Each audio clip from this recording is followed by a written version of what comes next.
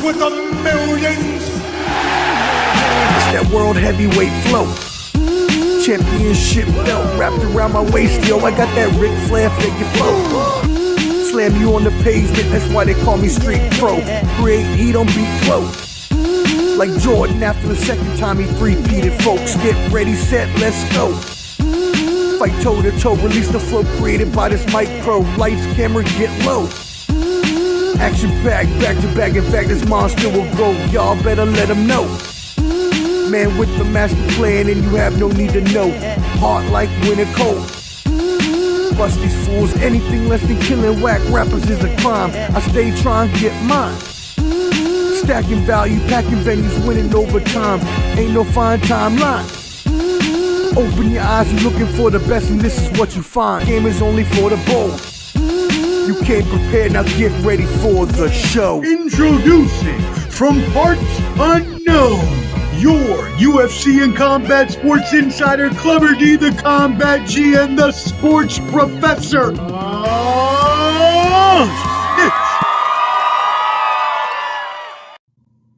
Yo, what up, friends? You know what it is, Ballin' Buds, back with you again. It is our Boxing Champs Fight News and Picks special, so you know we brought the whole crew with us. And we will see them in just a second, but first, my right-hand man, my brother from another, the UFC Boxing Combat Sports MMA Insider, Clubber D, the Combat J. Yerp. And I want to hear from all the people that didn't want to believe me when I said that Ilia Topuria was going to wipe Charles Oliveira ass across that cage. And he did in the first round. I predicted second, but happened in the first round, okay? And also there were a lot of you knocked out in the first round also. And that happened by RoboCop. But we in this, bitch. We here. There were a lot of them, Clever D, that were going against your prediction there in our stream. I remember it being very Oliveira heavy. Yeah. And it turned out that you were wrong and Clever D was right. So there you go. That being said, make sure you subscribe to Ballin' Buds, BALLANDBUDS. If you're watching on any of the other channels that we're going to bring our guest on, we really appreciate it. Hope you subscribe and hope you enjoy our content. There's a QR code up there. It'll help you get to all our channels, YouTube, Instagram, Clubber D's YouTube, TikTok, all that good stuff. Cool. Sure. All right. Hit that like button, whether you're watching now or on the replay, and let's go ahead and bring in the crew. All right. First of all, we got to recognize that he is the funding behind the whole organization, the shadow behind the mask, the networker of all boxing networkers, the man that has to leave us because he already has 18 more interviews set up tonight, Skywalker Boxing Media. Hey, what's up, guys? Salute. Brother. Pleasure being here. Love doing this. This is a great idea. We come together every week, and this is a big boxing weekend. We got a lot of great fights. We got too many to talk about tonight. And I'm Skywalker Boxing with Team Mo Boxing, no problem. Check us out on Instagram, Facebook, on all platforms. And you guys follow Ballin' Buds. And Clubber D got a YouTube channel. You guys show some love. If you're out there following me, follow them. Appreciate you. And, let's keep this show rolling every Thursday. Now, may I ask you to pull down that camera so we can see that beautiful face? Or are you? Okay, there we go. Bam, Not that far. Calm down, pause. All right, cool. Thank you for that. Yes, make sure you tap in with Mo Boxing, no problem. Skywalker Boxing Media, and on Facebook, Skywalker Boxeo.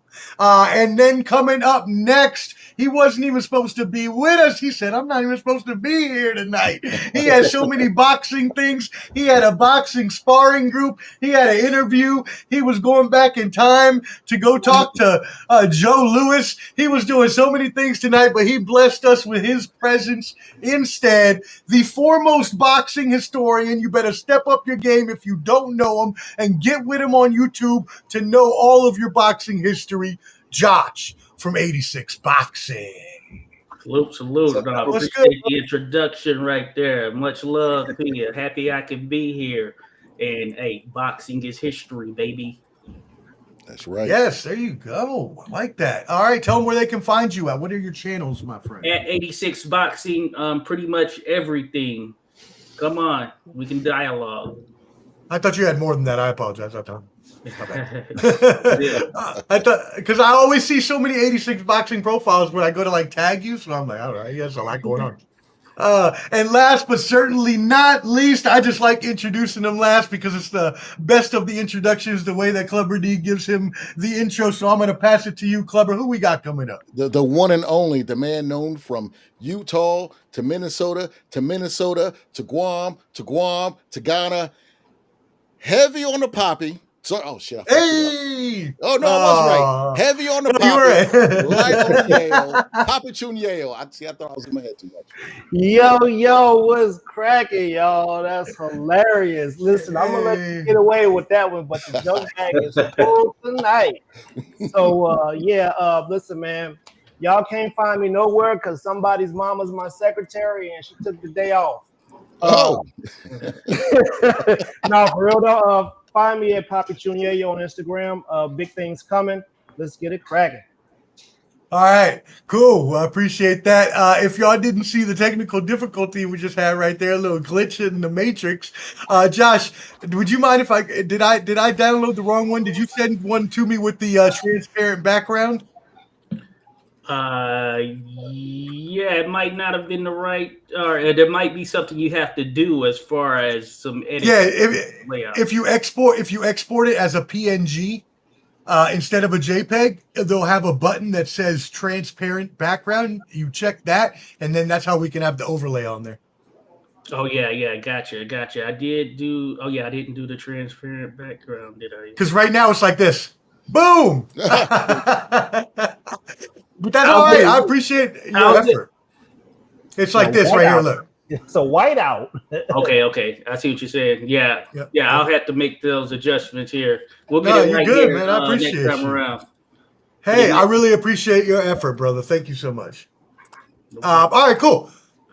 All right, brothers. Well, again, we are back another week for some huge fights. I mean, the next few weeks is just astounding in the amount of boxing talent that we are going to see hitting the ring. So first of all, before we actually get into the fights, we're going to give you all the fight picks. Let's first of all just get into a couple of bits of news. But yes, don't worry. We're going to talk everything. We're going to talk Katie Taylor Serrano and Amanda Serrano. We're going to talk Shakur Stevenson. We're going to talk Manny Pacquiao, Oleksandr Usyk. We're going to talk Bam Rodriguez. We're going to talk it all. Don't worry.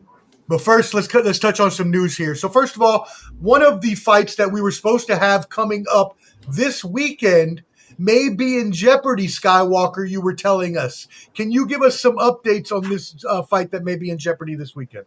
It's a David Morrell and Katiev fight. Let me Katiev. Yeah, let me pull up an article. I wasn't ready for that, but let me Oh, okay. All right. Bad. No, you're good. Wait. I did no, but Rodolfo's asking. He brought it up, and something we brought up. If you pop dirty for PEDs, and the commission, I guess, was they hadn't made no move yet, or I guess the fight, from my understanding, is still going on. But I heard that the fight is in jeopardy because of this, and I guess they found an adverse finding. And let me see if I can find the article. Okay. Something like this. Here we go. I found the article right away. It's on Boxing Scene. The fate of Russian light heavyweight Imam Katiev ability to participate in Saturday night match versus Cuba's David Morrell is in limbo following a decision rendered by the International Testing Agency over an adverse PED test result. The result from April 9th, 2024, so this is last year, April, sample from Katiev was positive for clomiphene. The ITA reported in a Wednesday statement in which it declared Katiev is ineligible to compete effective June 25th until June 25th, 2027. So that's a 2-year suspension. Katiev 10-0, 9 KOs is due to fight Morrell 11-1 on the Turkey Al-Sheikh financed DAZN stream card from Louis Armstrong Tennis Stadium in New York Saturday. As of now, it's still going, but I don't know how it's all going to play out, said an official connected to the bout, who was unauthorized to speak publicly on the matter as the New York State Athletic Commission has yet to rule on the matter. In its statement, the ITA said clomiphene can be used by athletes to increase testosterone levels. Katya's promoter, Eye of the Tiger Promotions, responded to the finding with its own statement, contending the fighter was tested coming out of Ramadan fasting, describing the amount of the banned substance in Katya as minute, and the adverse finding was unexpected and deeply concerning to Imam, the promotion wrote. Imam categorically denies the intentional or knowingly ingestion of any banned substances and insists that the only possible explanation for this adverse analytical finding is food contamination, right? And yeah, but basically that's what everything that is. It's a long ass article. If you guys want to check it out, it's on Credits of Boxing Scene, and I'll drop a link in my chat, guys. I can't put it in here, but I'll drop it in there. I really appreciate that update, but 2 years that's a crazy long time. Anybody got thoughts on that? It reminds me kind of what John Jones when they had to cancel that UFC event and they had to move it to, I think, from Vegas to California. I don't know if it was Chael Sonnen, but I remember something similar like that happened in UFC. Yeah, you know it.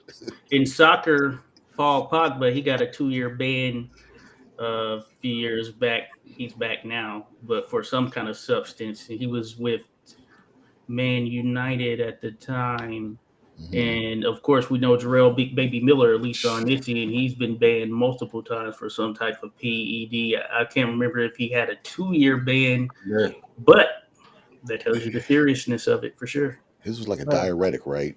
For one time.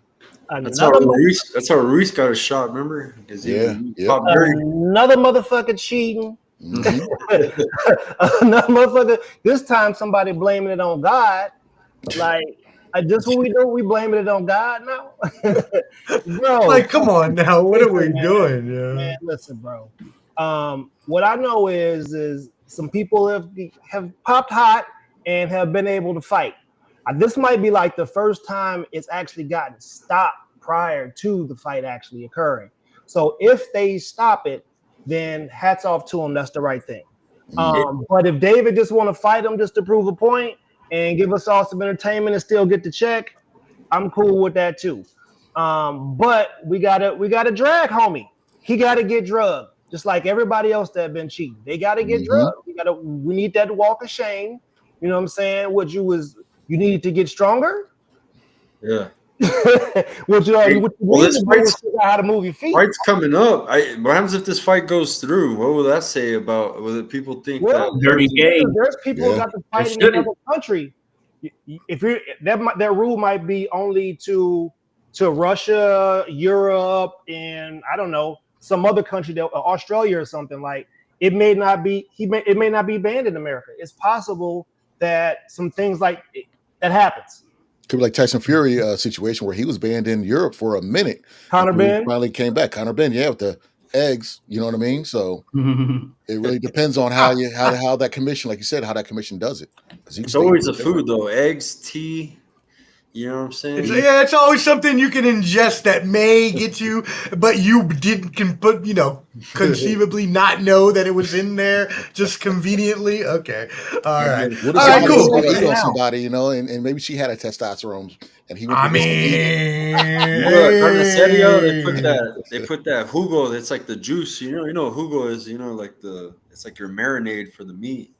So marinade, bro.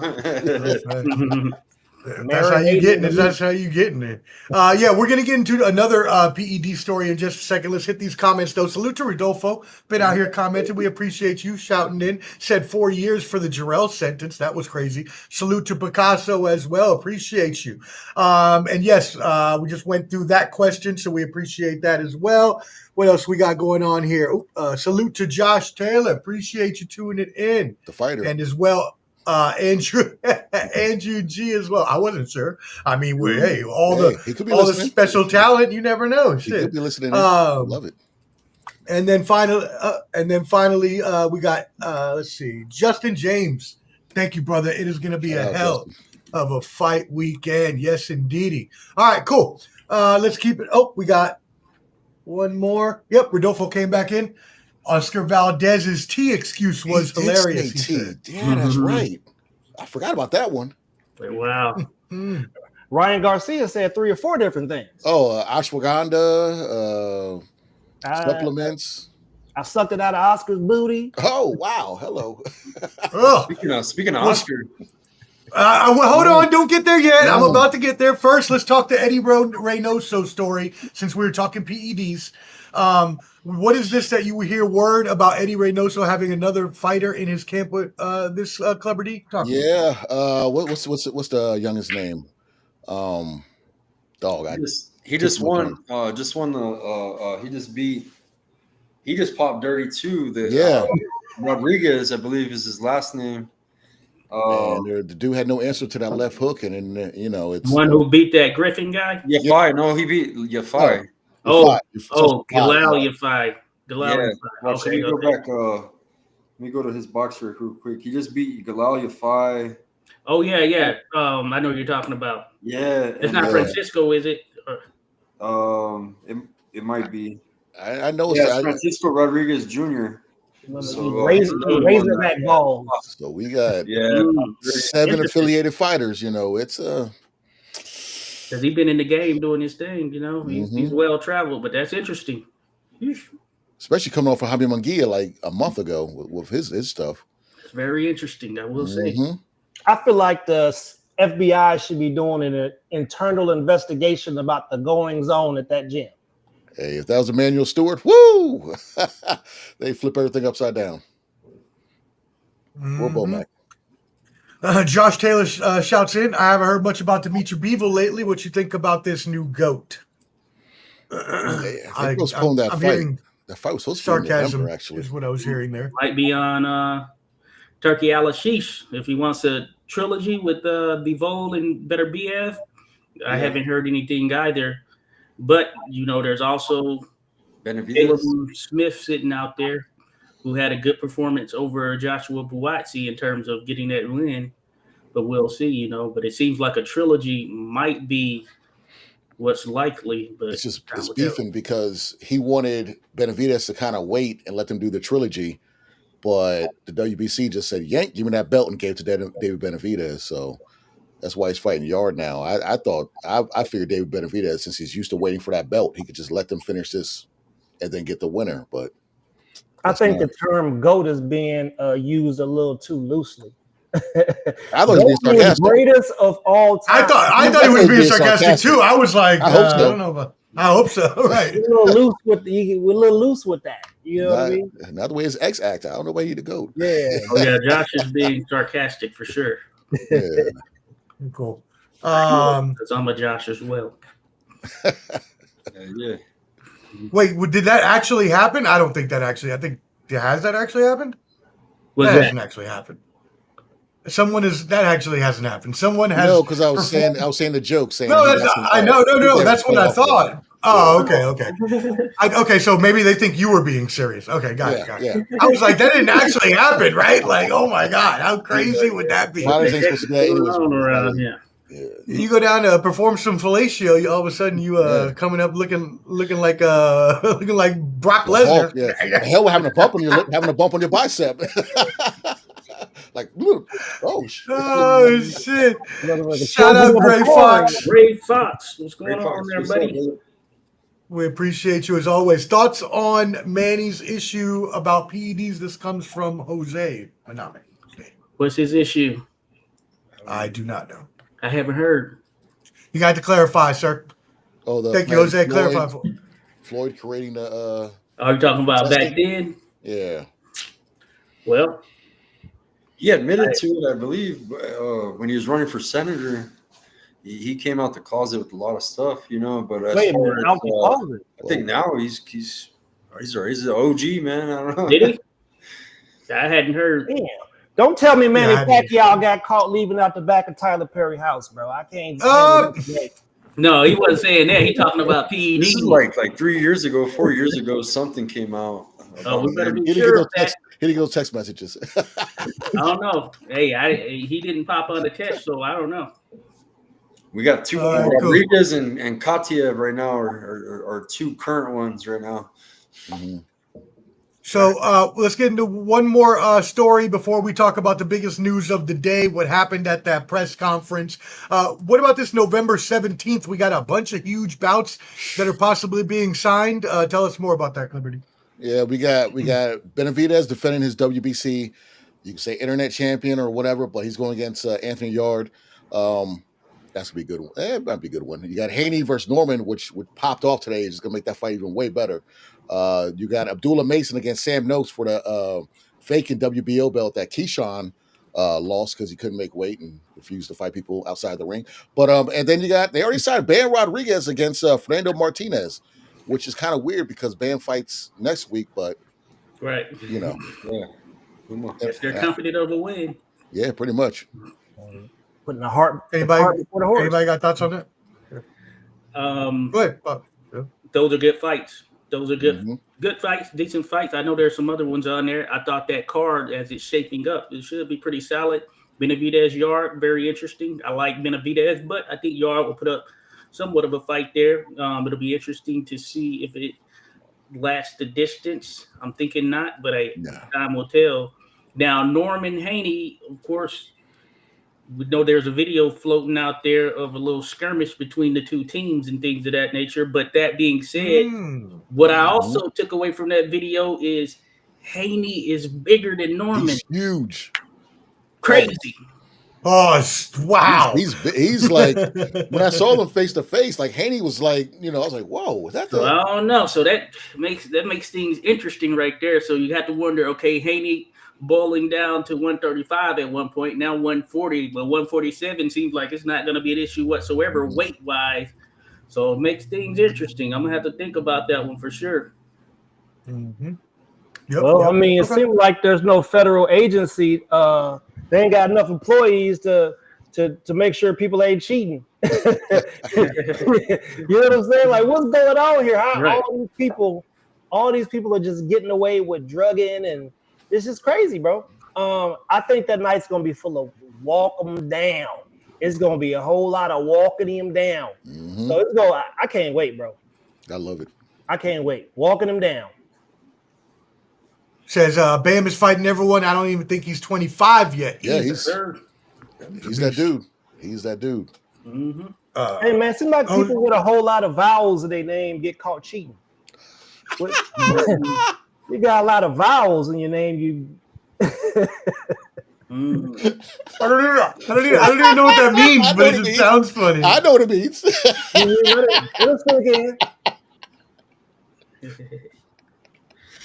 Well, I see what old Jose is mentioned there. I hadn't heard. A lot of vowels. Ain't a lot of vowels in that name.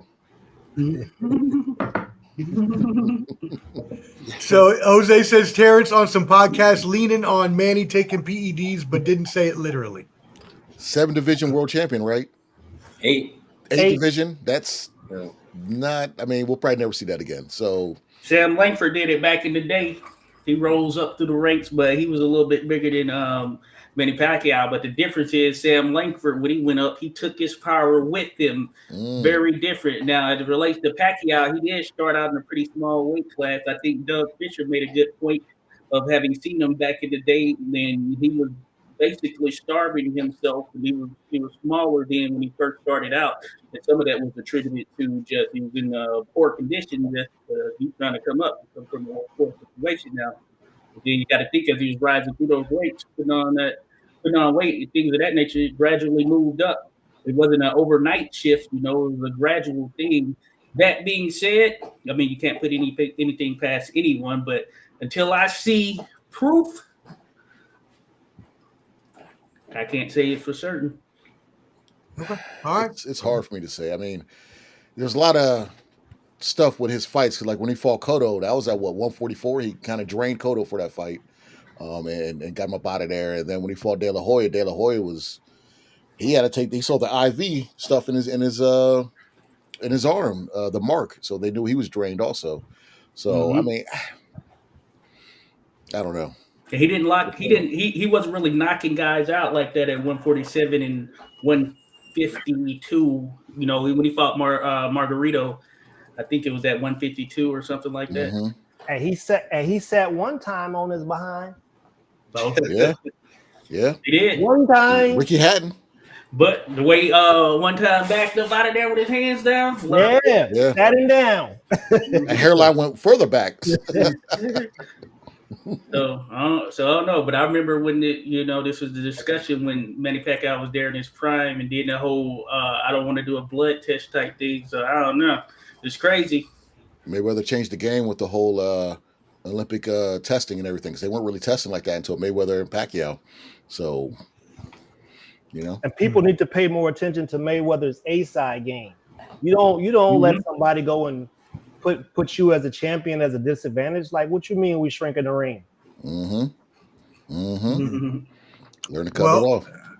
Hey, there you go. Before we move into the huge news from today, the press conference with promoter Oscar De La Hoya, let's give a shout out to promoter Jimmy Adams watching right now on Instagram. So shout out to Jimmy Adams, Country Box. Salute, sir. We appreciate you. He has an awesome event going on here in Nashville. Oliver McCall, Shannon Briggs, new fighters. Well, they're old fighters, but new to Nashville. And a bunch of other ones. Evan Holyfield, Sergey Derevchenko was there this past time. It was an awesome event. Make sure y'all check out and support Country Box. Appreciate you, Jimmy. All right, cool. What about this press conference today? Holy cannolis, it got wild. Oscar De La Hoya and Berlanga started going at it after Berlanga, which I didn't know when he turned into Bad Bunny Light or something, because I don't remember him running around with Louis bags and a tattoo on his neck the last time I saw him. But whatever, we all grow and evolve. So he started trying to treat Oscar like a stripper, as we all know from Oscar's past. I don't even know. I want to start. Poppy, you're the one laughing the most. I want to start with you on this. No, don't get to me later, bro. I can't. It's too much on me right now. All right. Clever D, let's start with you. What happened today at the damn press conference? Long story short, I mean, Berlanga, he was doing his best to belittle Hamzat, and then he just went at Oscar. I mean, even Shakur told him to shut the hell up. I mean, but he threw a wig, a bra, a belt, a thong, started throwing money in there, told him to strip for him. I mean, I said, Lord have mercy. The thing that got me was Oscar's rebuttal. The fake jewelry is hilarious. And trust me, I love the but when did Puerto Ricans need a passport? How are you calling a fake Puerto Rican? Never. Passport. Like, I don't know what the fuck Oscar De La Hoya is talking about, sir. But we do not need it. We are American citizens, sir. You asshole. It was hilarious. It was just hilarious. He might be right. Motherfuckers is getting deported. People are losing their status on paper. He might be right. Like, he might be right. Hey. That's a good point. He might be right. Oscar gonna put on everything that got thrown at him. He gonna put it on. He said I got one on for you right now. I'm like, whoa, Paul. He said it was 15 years ago. Who cares? I changed. I got money. He got some fishnet drawers on right now. Skywalker, what you think about Oscar and his performance today? Oh, it was wild, man. Oscar was starting his shit too. He started with Berlanga. He had his jeweler come in, a world-renowned jeweler, tested Berlanga's ice. The ice was fake. Wait, for real? Yes. That's great. That's tremendous. And then he started throwing the fish nets at Oscar and throwing the money and shit. And there's another video of Eddie Hearn just picking up the money and making the stack for himself, bro. He's like, hell yeah, he's throwing the promoter some extra money, huh? So Eddie Hearn was picking up the money. It was just wild, man. Wild. They really sold the show on this event, man. If you're gonna be stupid enough to throw your money around at a press conference where there's a bunch of people that all they want is money in their pockets, well, you're not getting that money back. Is that right, Josh? Am I right about that? I would say so, and I usually don't watch the press conferences, but I just so happen to tune into this one. So I tune into some here and there. And typically when I tune in, it's at the right time. When I tune in at the right time, because I found it to be pretty darn entertaining there. That I think that the term new money, that's Edgar Berlanga all day right there. That's Mr. New Money right there. You know, come iced out, all that good stuff and doing all that and everything. But I can say that he was doing some pretty funny stuff there. When Shiraz was trying to talk, he was playing this Jurassic Park theme music or whatever, just drowning him out. I'm just like, it's crazy. That was a wild press conference, I will say, just from all fronts there. So I was entertained, I will say. I was entertained, and it's going to pique my interest even more here as we get towards these fights. And I'm sure if we had Jimmy on the program, he would say, being a promoter is all about entertaining and putting on a show. That is the whole point of being the promoter. You want to put on the best show and the best entertainment that you possibly can. So there you go. And Picasso, thank you for shouting that out. As Rick James once said, cocaine is a hell of a drug. So, you know, we'll just leave it at that. Hey, they got to slow down on the fashion stuff, though. Like, ain't nobody trying to see no boxer in there with no furry Uggs on. Yeah. He's going too far. That's funny. Oh, man. All right. Any other comments on that crazy press conference today? All right. Hey, Oscar been trolling old boy. Oh, yeah. Rodolfo, I didn't know it was fake either. Oscar De La Hoya's social media to see that post, but he brought in a jeweler and everything. He made a reel That's a crazy. little while ago. Yeah. He made a whole reel about it? That's petty as shit. Okay. Hopefully a lot of cats be getting finessed at these jewelry stores from these I'll show you big jewelers. Just go to Temu, get a chain. You know what I'm saying? Just go to Temu, get you a chain. Nobody care. Oscar got some Temu meat stained jeggings. Oh, man. Oh, it's wowzers. Oh, man. Meat stained? Oh, I don't want to know. One of the largest diamond companies in the world, and I'm here to test your diamonds. I hope they're real. Hey, your jewelry is as fake as your wins. Check your jewelry. See if it's real. You must show. Is that real? Fake jewelry. Come on, man. You got fake jewelry. He let the dude check his jewelry too. That's crazy. I didn't know. I heard him at the press conference, but I didn't know he actually checked his actual jewelry. Diamond tester. That's wild. Jeez Louise. All right, Jose, what are your thoughts on Thurman versus Spence? They can fight now at 154 since Spence is inactive. And you know Thurman is fighting once a year. They have unfinished business. Anyone want to take this one? Is it 2017? Exactly. Like, this is the reason why PBC is where it's at, because they let Thurman not fight him. He said, I'm not going to fight him. And they could have had 3 fights and had, way many views and had a good trilogy or whatever. No one cares. This might as well be on USA. Anyone else? I gotta say that I had a presentation. I did it my job. That I was at the time. They had this little thing like share your passion. So I did a presentation on boxing. I was talking about officiating, then just boxing history, and then what's going on now.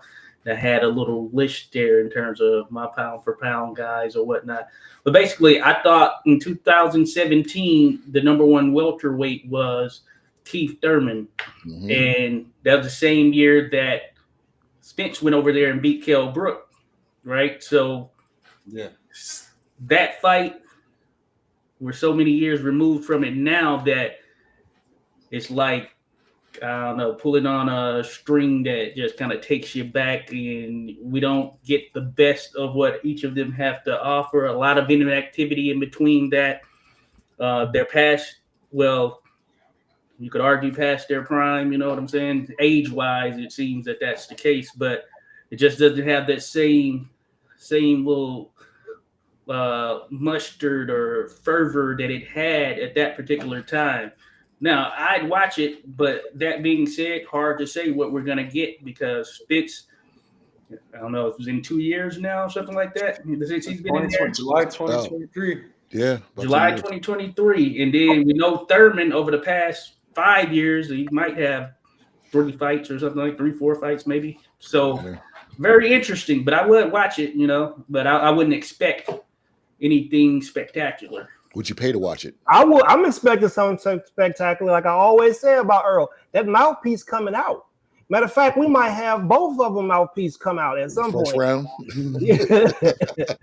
It's coming out. That mouthpiece, them teeth can't hold a mouthpiece in. They're not secured the right.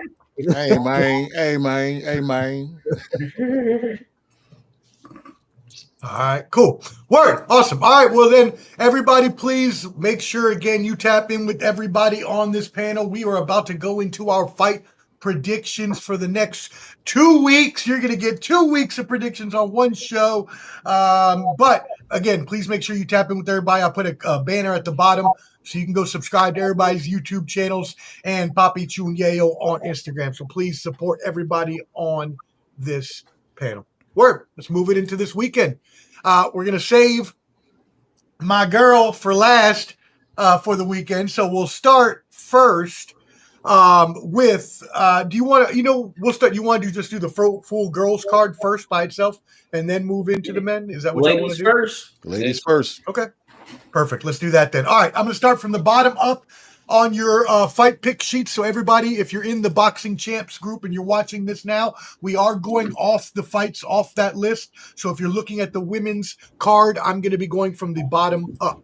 Cool. So the first one is Chantel Cameron, 20-1, 8 KOs versus Jessica Kamara, 14-4-1 with 3 KOs. This is 10 rounds for the interim WBC junior welterweight title. Josh, start us off here. What do you think on this bout?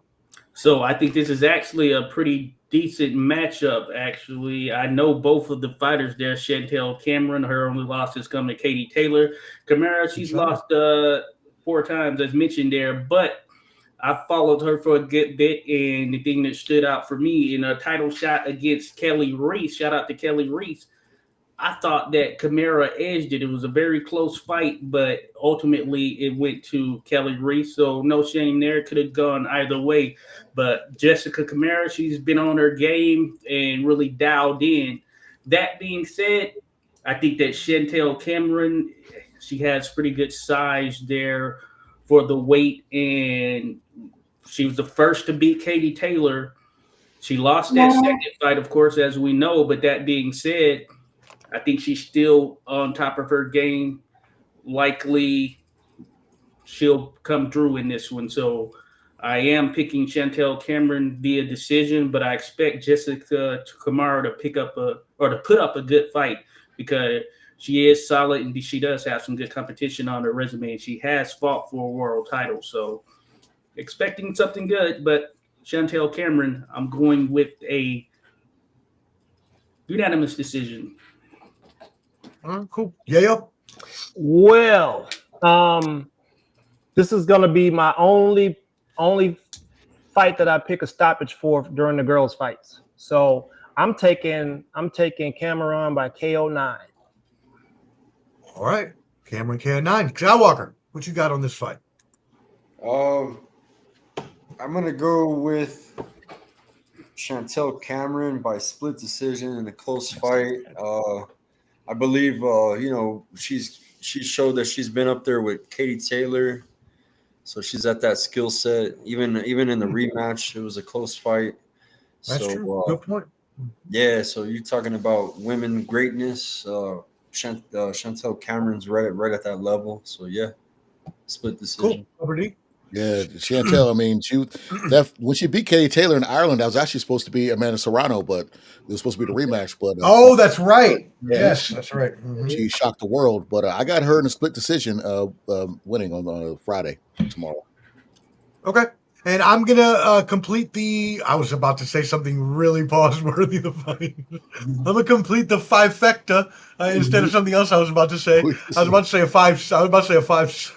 Oh, whoa. Wait a second now. Pause on that. I'm going to complete the 5 picks here. I'm going with Cameron. Majority decision, as Josh said, and as Skywalker said, the way that she put up a fight against Katie Taylor was just enough to convince me that she should be able to take care of Kamara by majority decision. And she All right, cool. Moving in.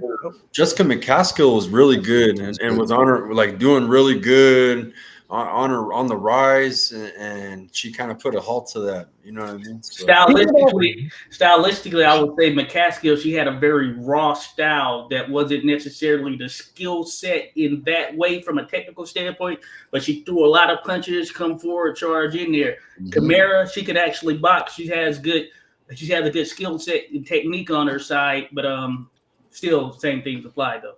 Yeah. Okay, cool. Awesome. Next fight up, Chernika Johnson, 17-2, 7 KOs versus Sharetta Metcalf, 14-4-1 with 2 KOs. This is 10 rounds as well for all the gold, the IBF, the WBA, the WBC, and the WBO bantamweight titles. So we'll swing it back around the horn. Clubber D, we'll start with you. Who you got in this one? I'm going with Metcalf by split decision. Okay. So Skywalker? No insight. That's okay. It doesn't have to be for Elvin. There's a lot of fights. There's a lot of fights. I got a question for everybody. Has chicken ever been stopped before? No. I can look it up. Of course. Yeah, she's been stopped before. She has? Do you know? I don't. Let me look. I definitely recall looking at the record. She's been stopped. Oh, yeah? Yeah. Yeah, because Sugar Neeks is a come forward, aggressive. She's an aggressive fighter, and she's pretty tough. I've seen her fight through a nasty ass cut, but I've also seen her get beat by an older lady too. You know what I'm saying? Older lady. Sounds funny.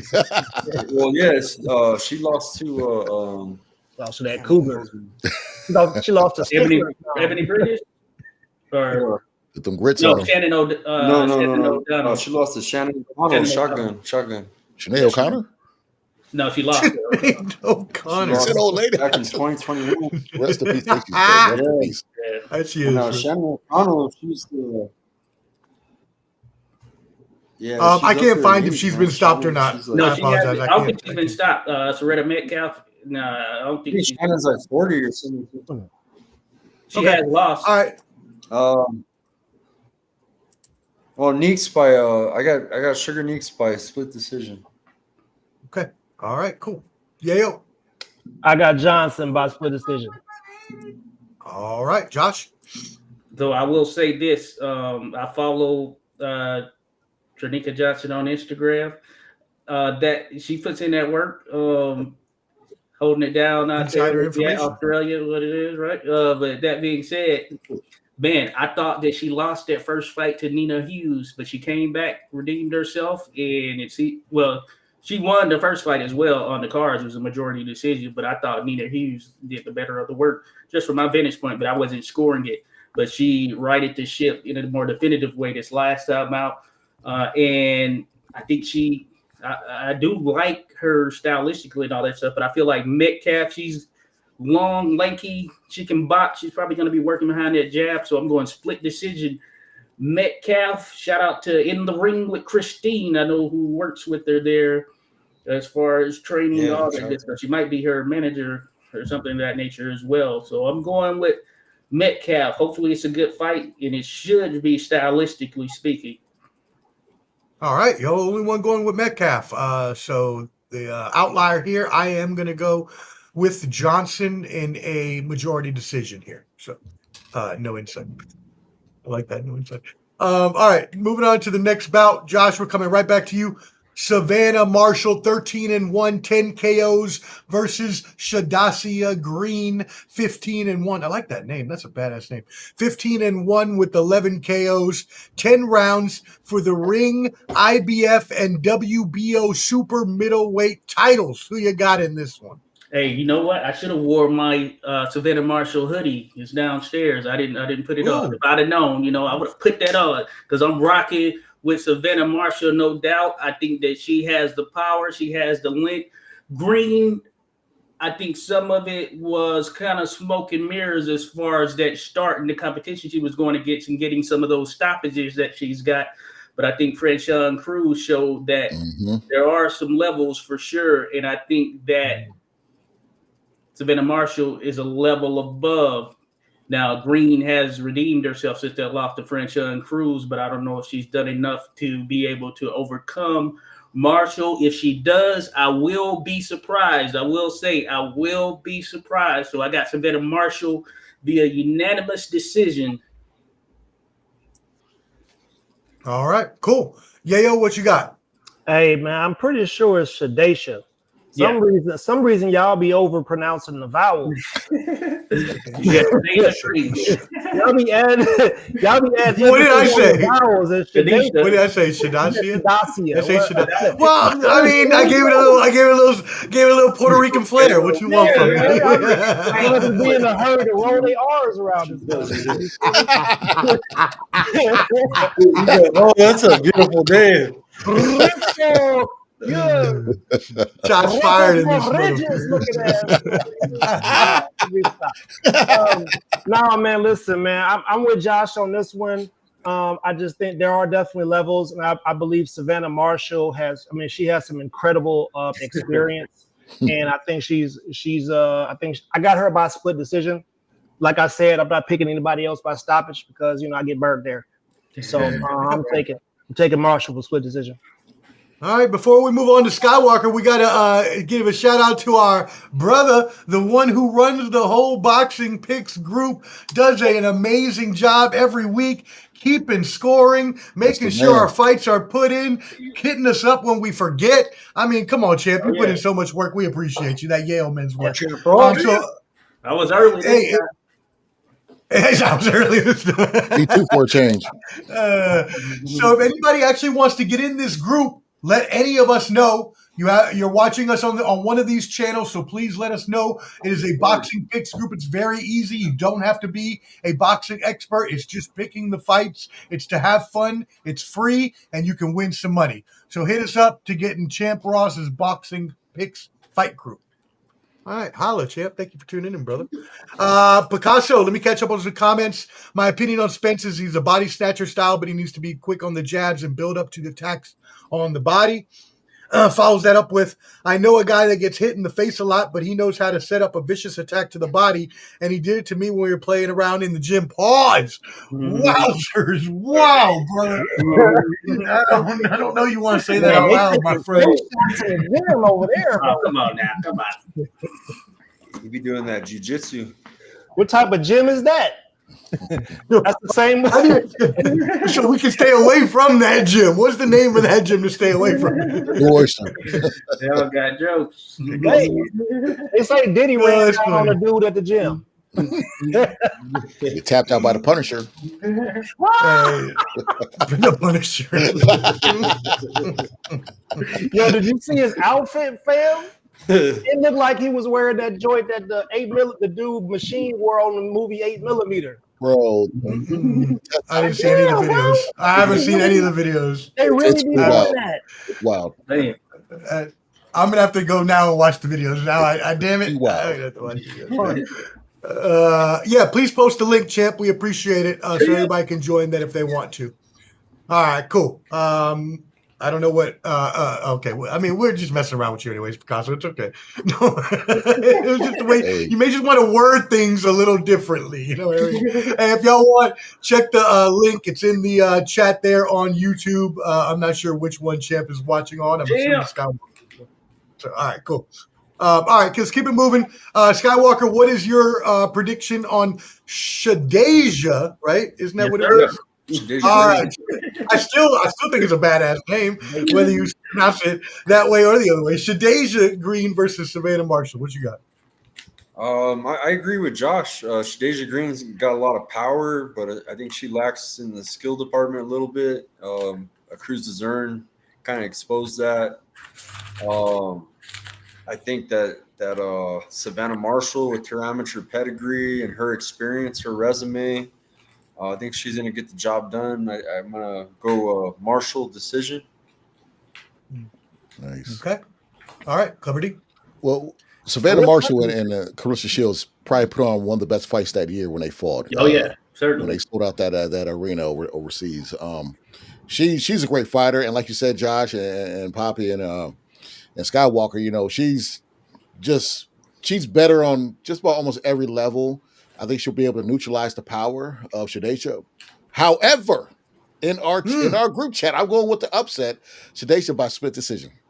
Ooh, Go knockout. okay, well there you go. I think she's gonna knock it down to the point. It's, if I went Shadesha, it would be by KO because she got that power, bro. She got that power, but I think that power might be a little bit overrated because Savannah Marshall, she can get stoppages as well. If you look at her record and the amount of stoppages she has, and she has an awkward style. She trained with Huey Fury, I know, but maybe John Fury, maybe there's some involvement there. And she knows how to use that jab, and she'll have that shoulder there, throw that jab. She's longer than her too, so she got that gypsy style. Oh yeah, heavy on the egg weights. And she's just like in general, as you mentioned when you were talking at the beginning, Josh, she's just very stocky as well. Marshall is. So Andrew G says easy work. Marshall. Champ Ross says Green fights like 3 minutes round fighter, not enough activity for 2 minutes. Does she fight? She fights like. Yeah. I got you now. Sorry, she's not. Sorry, you need an S on there. You got that active. You need an S on there. She's looking at drop a bomb on you. She's like a French. She's like a female Francois Bosa. Okay, Got it. All right, cool. Well, I'm gonna go with Savannah Marshall here. I do, no matter how badass I think Shadesha's name is, what it is. I've only heard of Savannah Marshall being really just dominant in it. So okay, all right. Well, I believe you. All right, I'm going with. I'm not getting in trouble. Savannah Marshall by split decision. Let's keep it moving. All right, Ellie Scottney versus Yamalith Mercado. Ellie Scottney is undefeated, 10-0, 0 KOs. Mercado 24-3 with 5 KOs. Coming to you. This is 10 rounds for the Ring, IBF, WBC, and WBO. Jeez Louise. All these belts are on the line on this card. Junior featherweight titles. Go ahead. I don't see that on the list.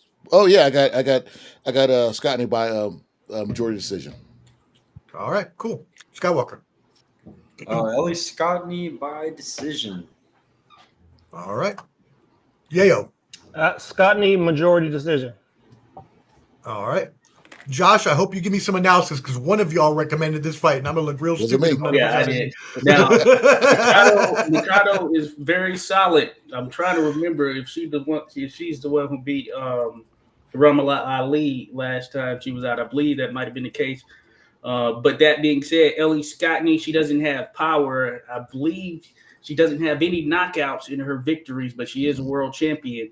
Now, she can box fairly well, so she has a good bit of everything except for that pop, that punch, I think Mercado will put up a fight, but I do think that Scottney will ultimately win the decision as well. And I would think it's probably going to be more on the unanimous side.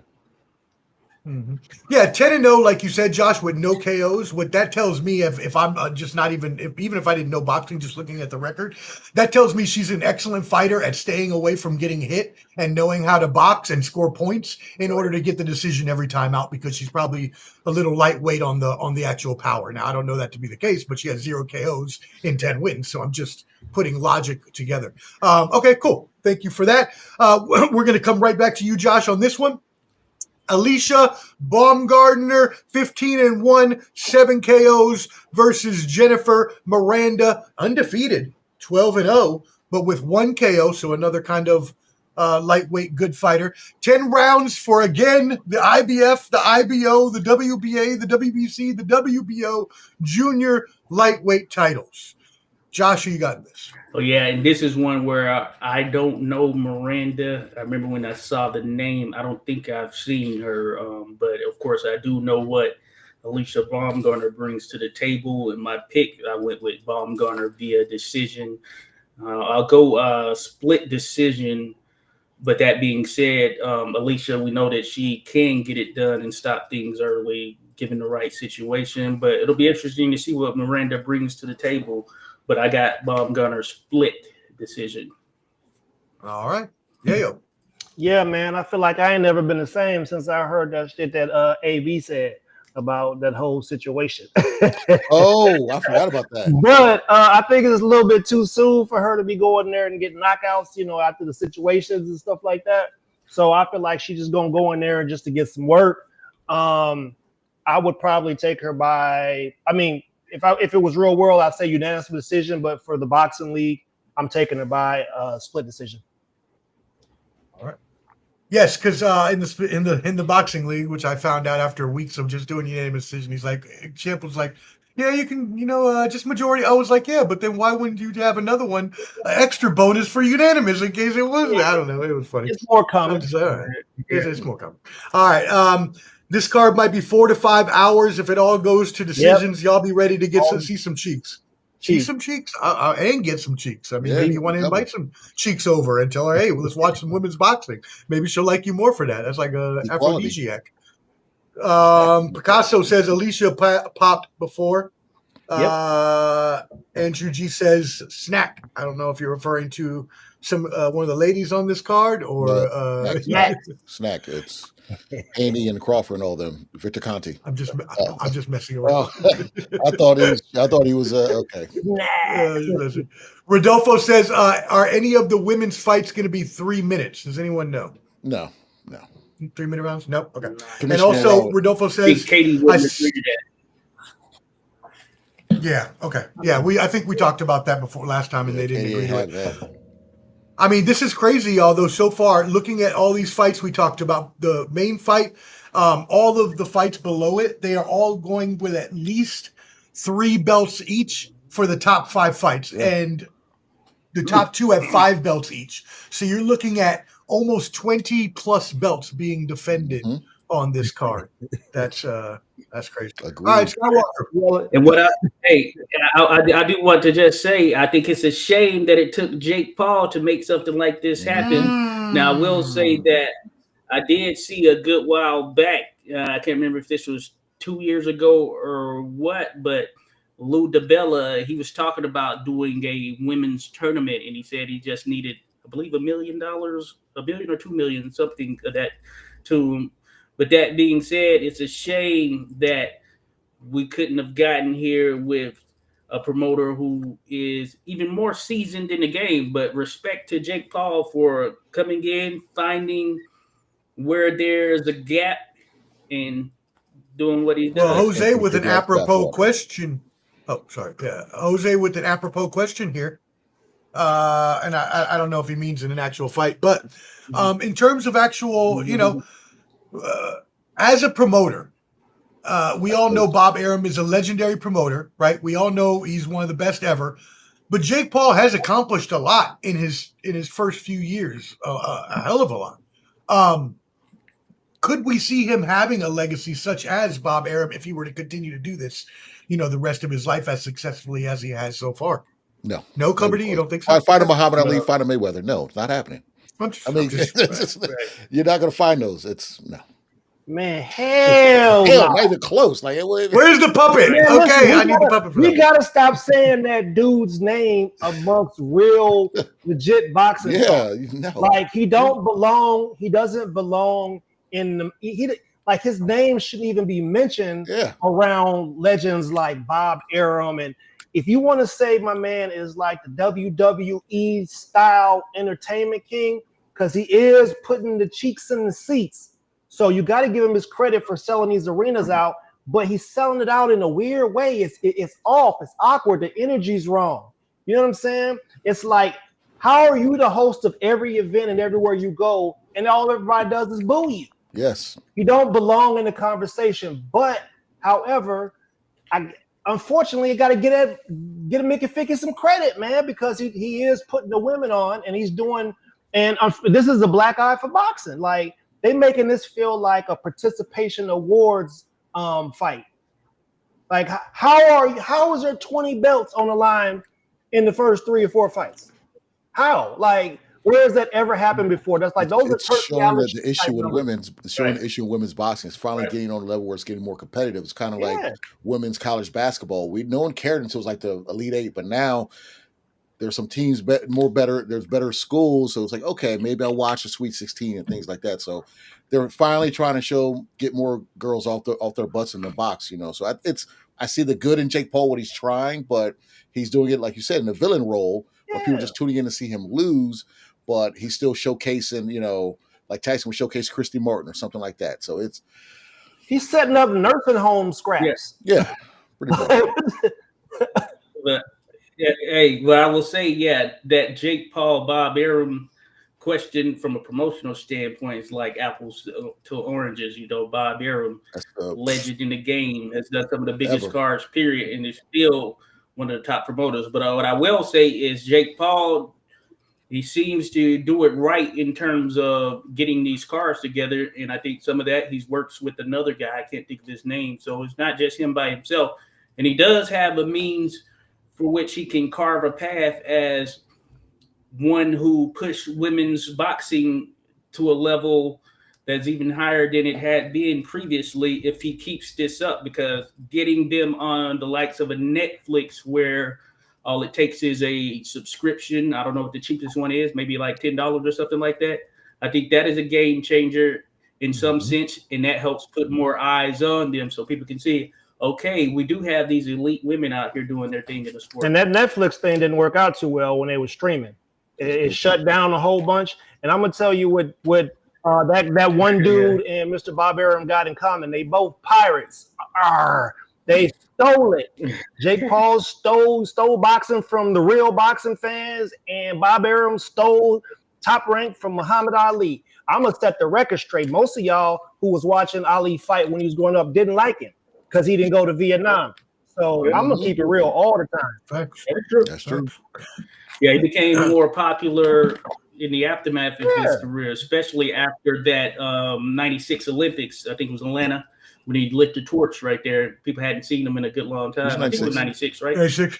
Yeah. So, yeah, that is true. But he was sort of a villainized individual when he was competing there for sure. But he put on a hell of a fight on a number of and then you see the corny stuff where they try to make Nico Ali like, oh, they keep saying Muhammad Ali's name as a familiarization. He need to go join. Right. He need to go join the old boy with them.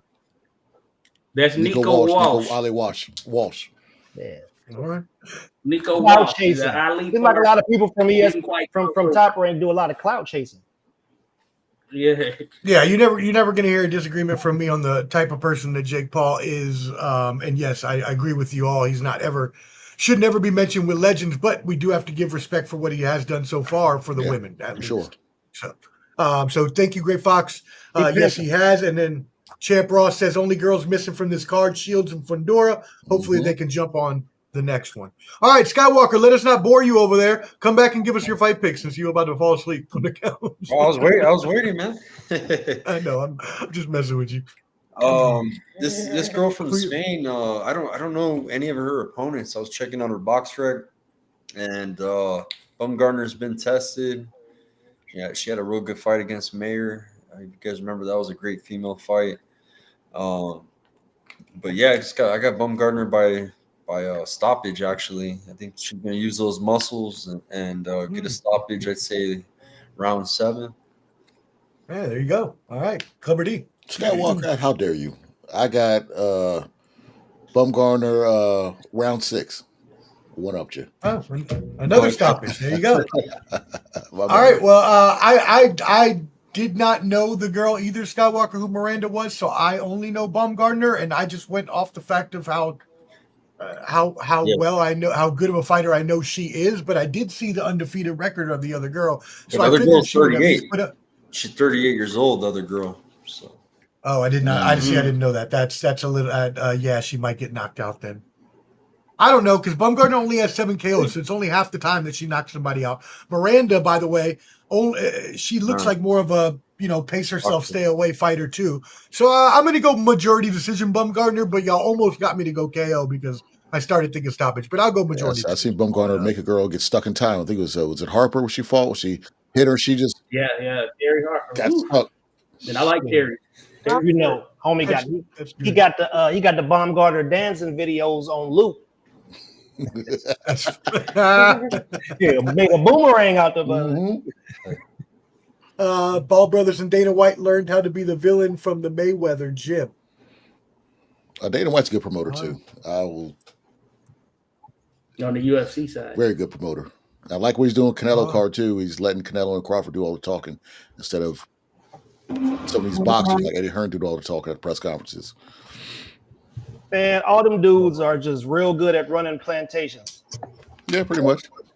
We had Al Heyman, but Al Heyman don't want to be in the spotlight. So Don King is the GOAT. He was the one for us.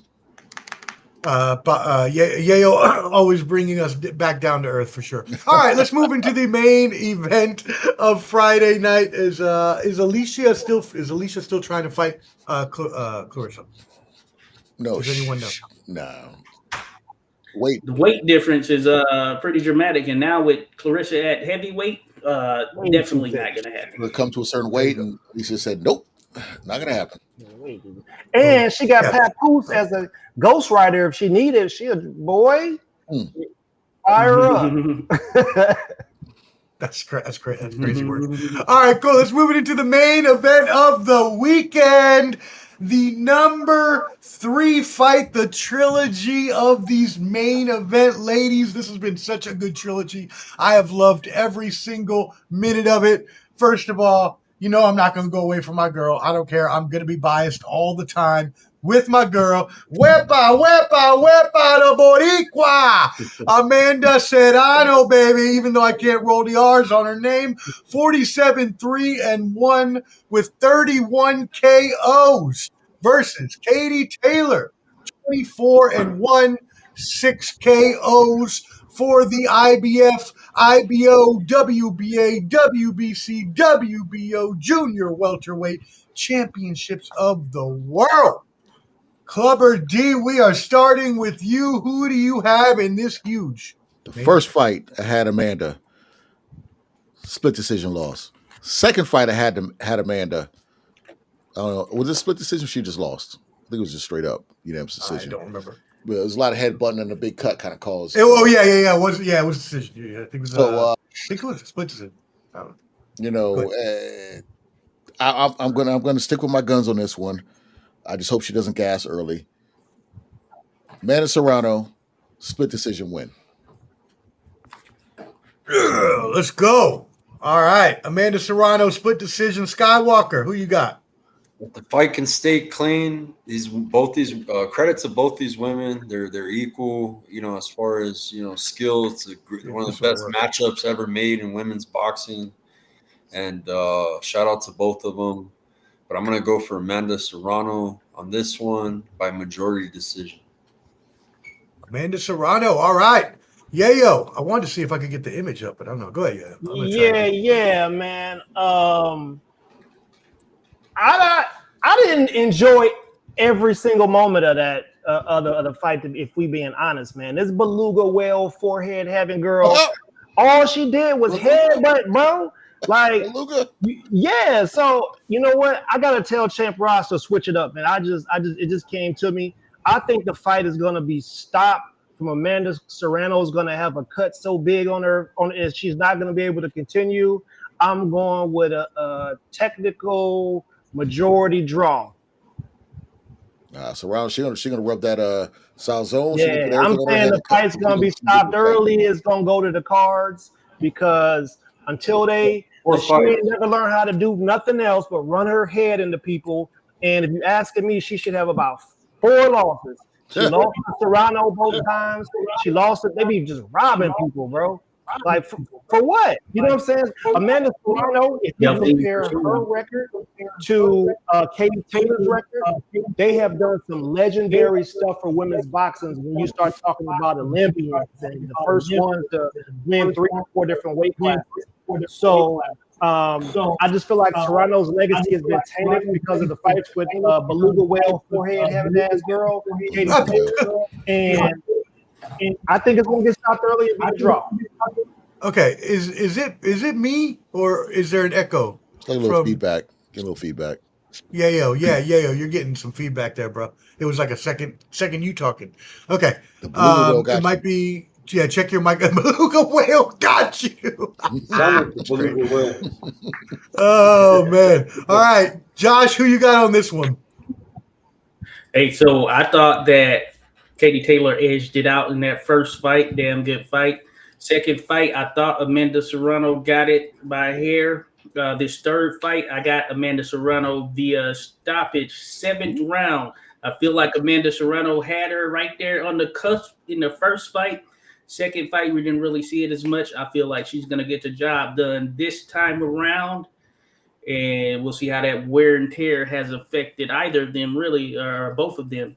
But I'm going to be the outlier because and I think this is what I said to Chad Ross as well. 7th round stoppage, Amanda Serrano.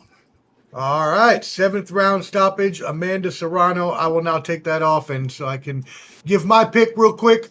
Look, when you're looking at Serrano and Taylor, they are going to put up an amazing battle that is going to, in my eyes at least, as we've seen in the first 2 fights, I come down to the end. I thought that Serrano could have got her out of there both fights at some points in those fights, but I just see how tough Taylor is and just how much she's not going to give up and how much she can take punishment-wise without giving in and without getting knocked out.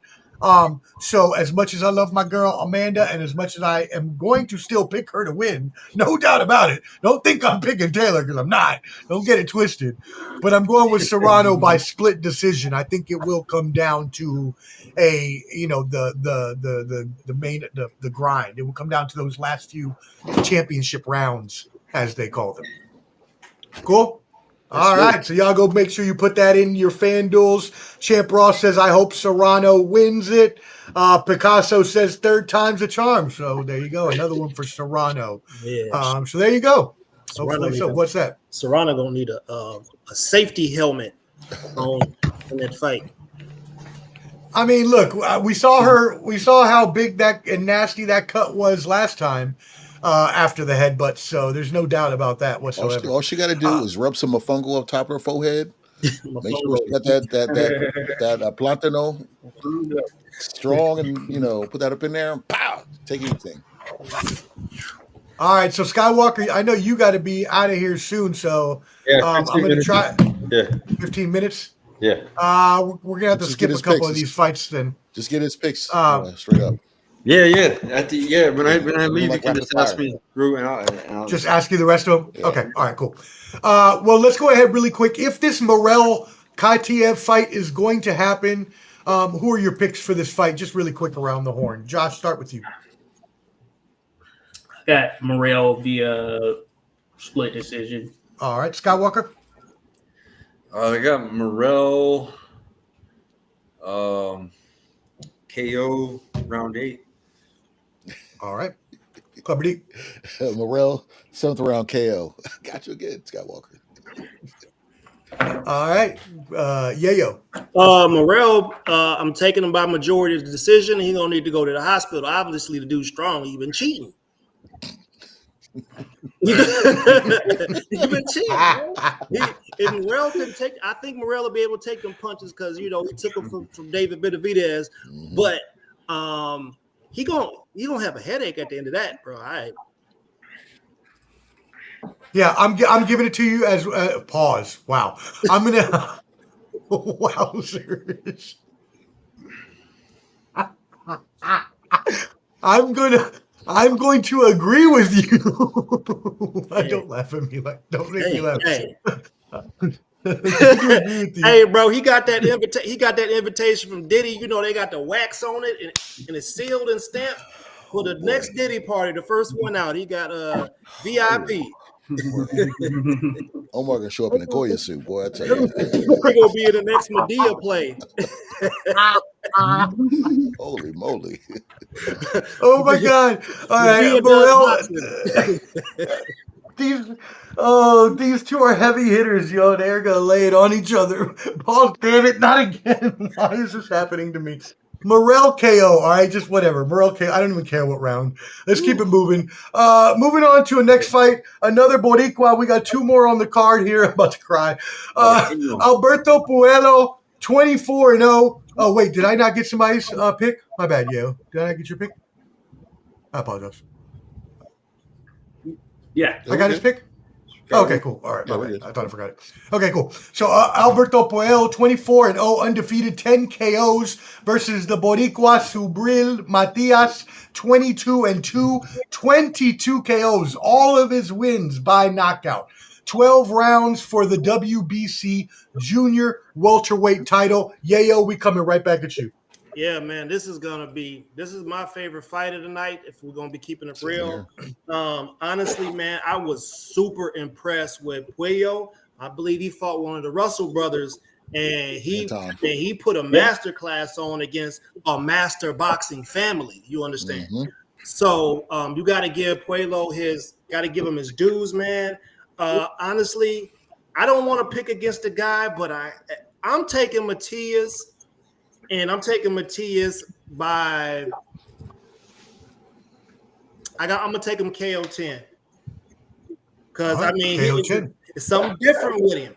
It's something different with him. He got heavy hands and he throws a lot of punches, and it could be too much, and he'll take them too to give them. So I just think Matias is gonna do his thing. But listen, man, I don't want to take credit away from Pacquiao. He's a great fighter, and he could probably get another belt. All right, Cubberdy. This was for that WBC that they when Haney was in recession, whatever it is. Pacquiao,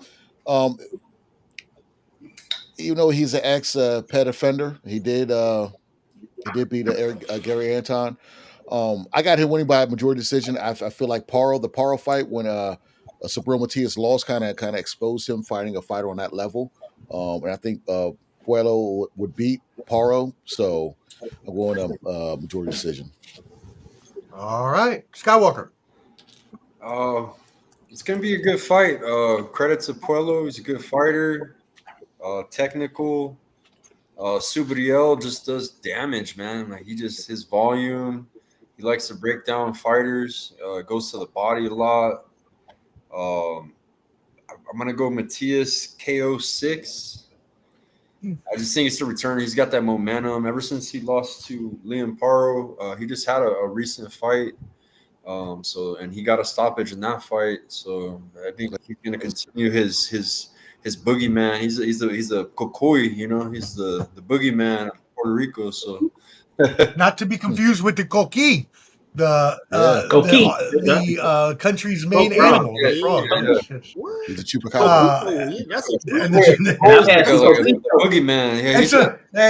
Hey, Josh, and some coquito, the main drink of the island. You guys seen that video? But I mean, he really, literally has, he has a body on his record, man. I was at that fight. It was at National Harbor. Yeah. I was out there too. Yeah, I didn't see you, Clover. You should have hit me up. I was there for Lomachenko too, and Darrell. I was out there for that one. Hey, look, no, we got to keep it real though. He's a black Puerto Rican, ain't he? Mm-hmm. Yeah, I mean, He a black Puerto Rican. Hey, I'm gonna tell you, I'm gonna keep it real every time. He's a black Puerto Rican. That's why he ain't get the same love as all the other ones got. Like Tego Cabrera. He didn't get that tour like Berlanga got after he lost to Canelo. He didn't get that tour in Puerto Rico like Berlanga. Afro Latino. Like Trinidad.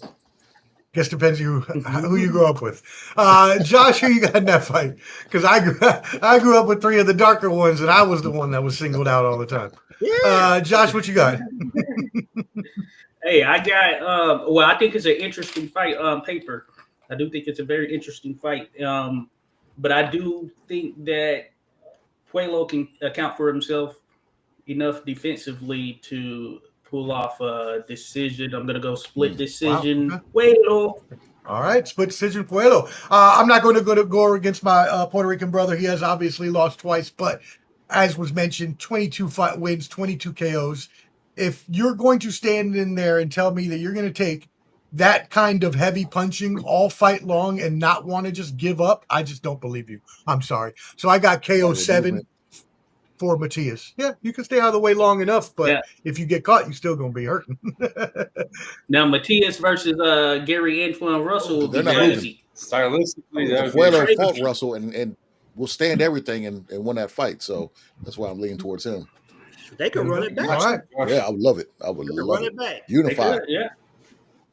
All right, well, let's move it into the co-main event on this card. Josh, we're coming right back at you. Another Boricua here, Edgar Berlanga, the aforementioned. We talked about the press conference. Is that the main event? Oh, Stevenson is the? Yeah. Oh, wow. Okay. Well, we're coming still. Okay, well, never mind. He's half, Let me, he's half Puerto Rican. Shakur. He's half black, half Puerto Is Rican. he? Yeah. Okay, well, there you go. He's the Afro Latino. We'll start with that one then. Let's go with Stevenson then. Josh, Shakur Stevenson is 23-0 with 11 KOs, fighting William Zepeda, 33-0, both undefeated fighters here. 27 KOs for Zepeda, 12 rounds for the WBC lightweight title. Who you got, Josh? They're about to put respect on the name of Shakur Stevenson. I forget what I get to sent to Champ Ross, but I believe it was 8th round stoppage. He's getting it done. No more of this talk. Shakur is getting it done just to shut people up. And even if the ring is small, he's still a defensive enough fighter that if he wanted to sit in there and play around with him, he could. So I got Shakur. 8th round stoppage. It's over. And just because I have the same exact pick as you and I have nothing to add, I am going with that as well. TKO 8 for Shakur. Skywalker, what you got? As much as I want to go for La Raza, William Zepeda, I think he's a good fighter, but he didn't really convince me with the Tevin Farmer fight. With the Tevin Farmer fight, he kind of struggled with Tevin Farmer. Tevin Farmer, credit to him, he's a veteran, but he's a lot older. You would expect, the kind of performance that like Kid Austin recently just had with Tevin Farmer, got him out of there in 1 round. Dojo.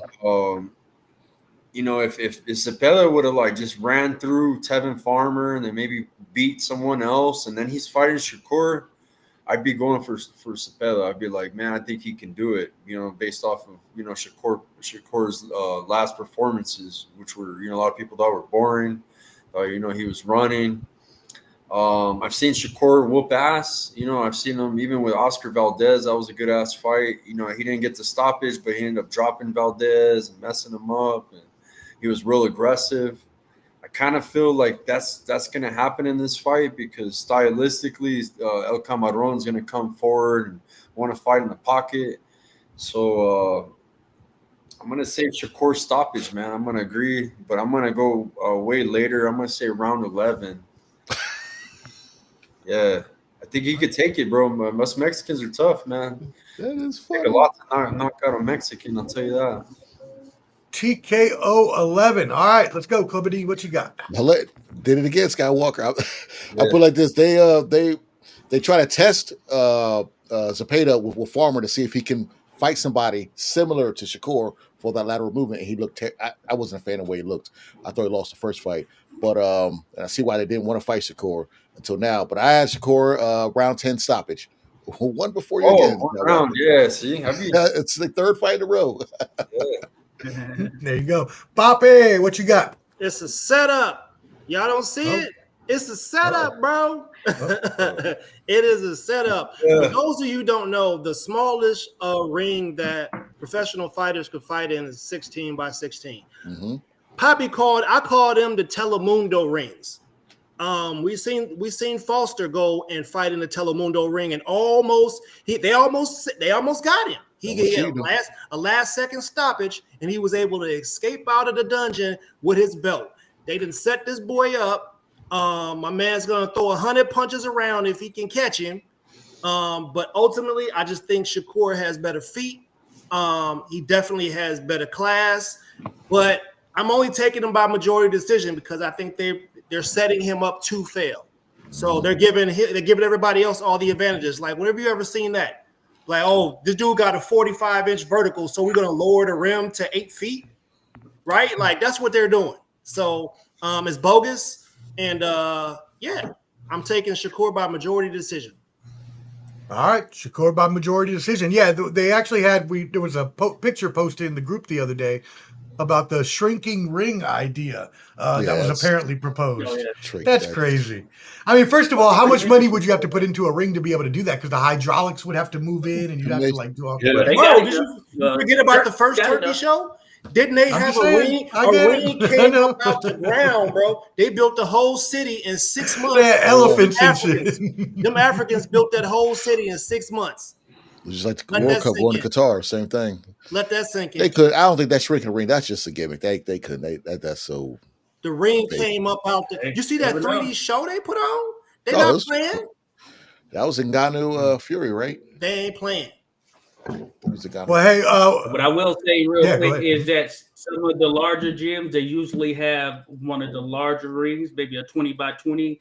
And some will have a smaller ring, some even smaller than 16 by 16, if depending on the size of the overall gym.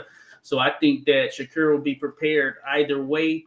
But that being said, yeah, it could make a difference, that ring size, in terms of helping Zepeda get to him a little bit quicker or not having to cover as much distance. But an elite defensive fighter, I think, is still going to be all right. Yeah, we seen Pitbull get touched up in a small ring, and he was doing what he do.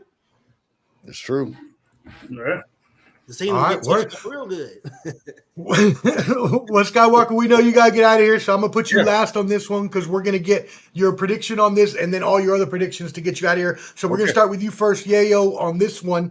The main event, which I didn't know. If I looked at those records, Stevenson and Zepeda, I'm thinking that's the main event. You got two undefeated fighters that are both well-named fighters. I just assumed that was the main event.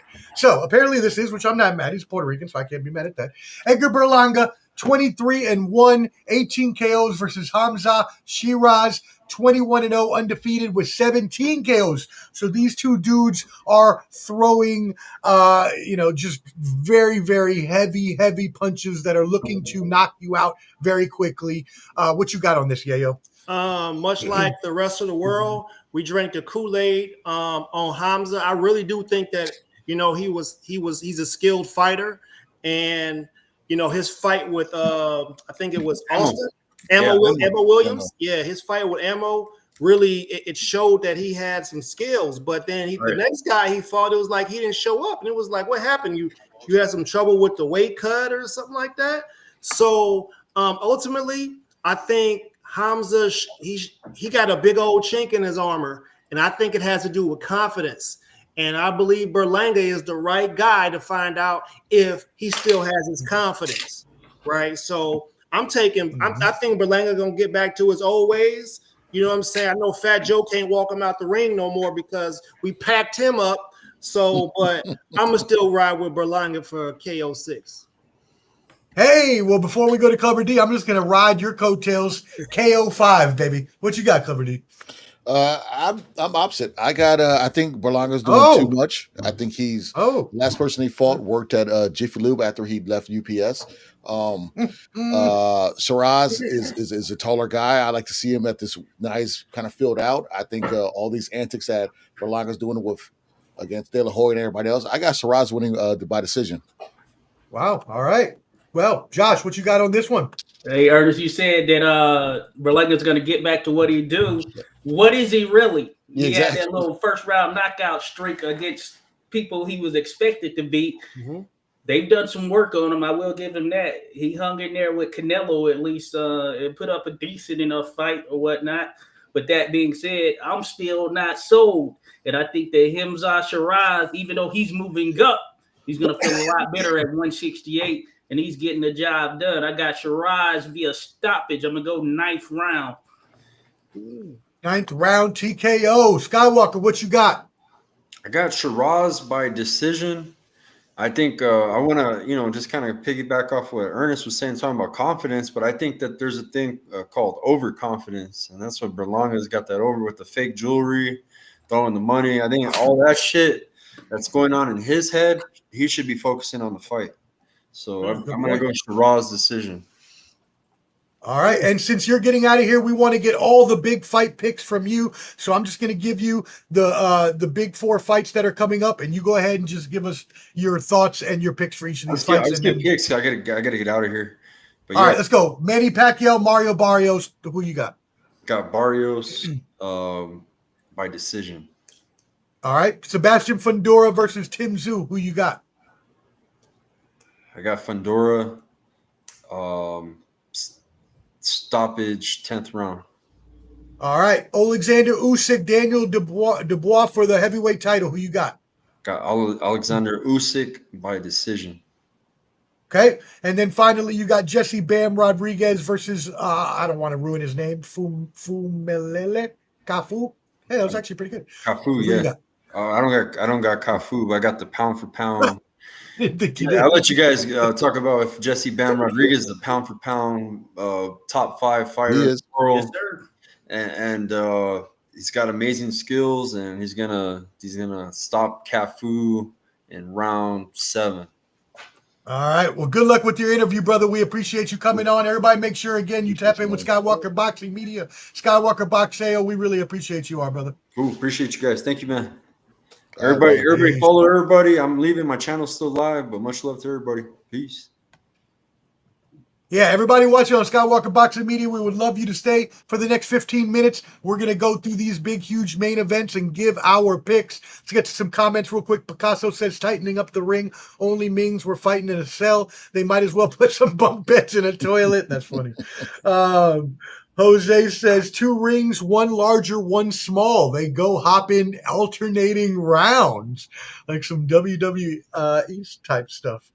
Picasso also says if you can't cut off a smaller ring, that's going to speak volumes. True. That's true. Yeah. We saw that just last week. It was a little bitty ring, and there was some people who were supposed to win that couldn't cut the ring off. That's right. At all. So yep. Could happen. Okay. Well, there you go. And then let's see what else we got here. Okay, cool. Well, now we can go. We got 4. Bounce into this mode. Let me get me back up here. So I got this order going on right. Let's see if I can get this up. And nope, maybe not. I tried. All right, well, I tried. I don't care if my head gets cut off. I just want y'all to be all right. Oh, well, we tried. All right, cool. Let's move it on. We're going to give you these main event picks. So, first of all, let's start with you, Yayo, on this one. Sebastian Fundora versus Tszyu. 12 rounds for Fundora's WBC, WBO junior middleweight titles. This is the 19th, so not this weekend, but the following weekend. Who do you got? It's Groundhog's Day all over again. I just think Fundora he's too much from the outside. He throws out of punches. He's rangy. I just think that Tim's going to come in. He's going to have his heart in the right place. He's going to, talk that Spartan shit like, I can't remember old boy's name, but he's going to talk that Spartan shit. He's going to be about his business. He's coming in. He got a whole country behind him.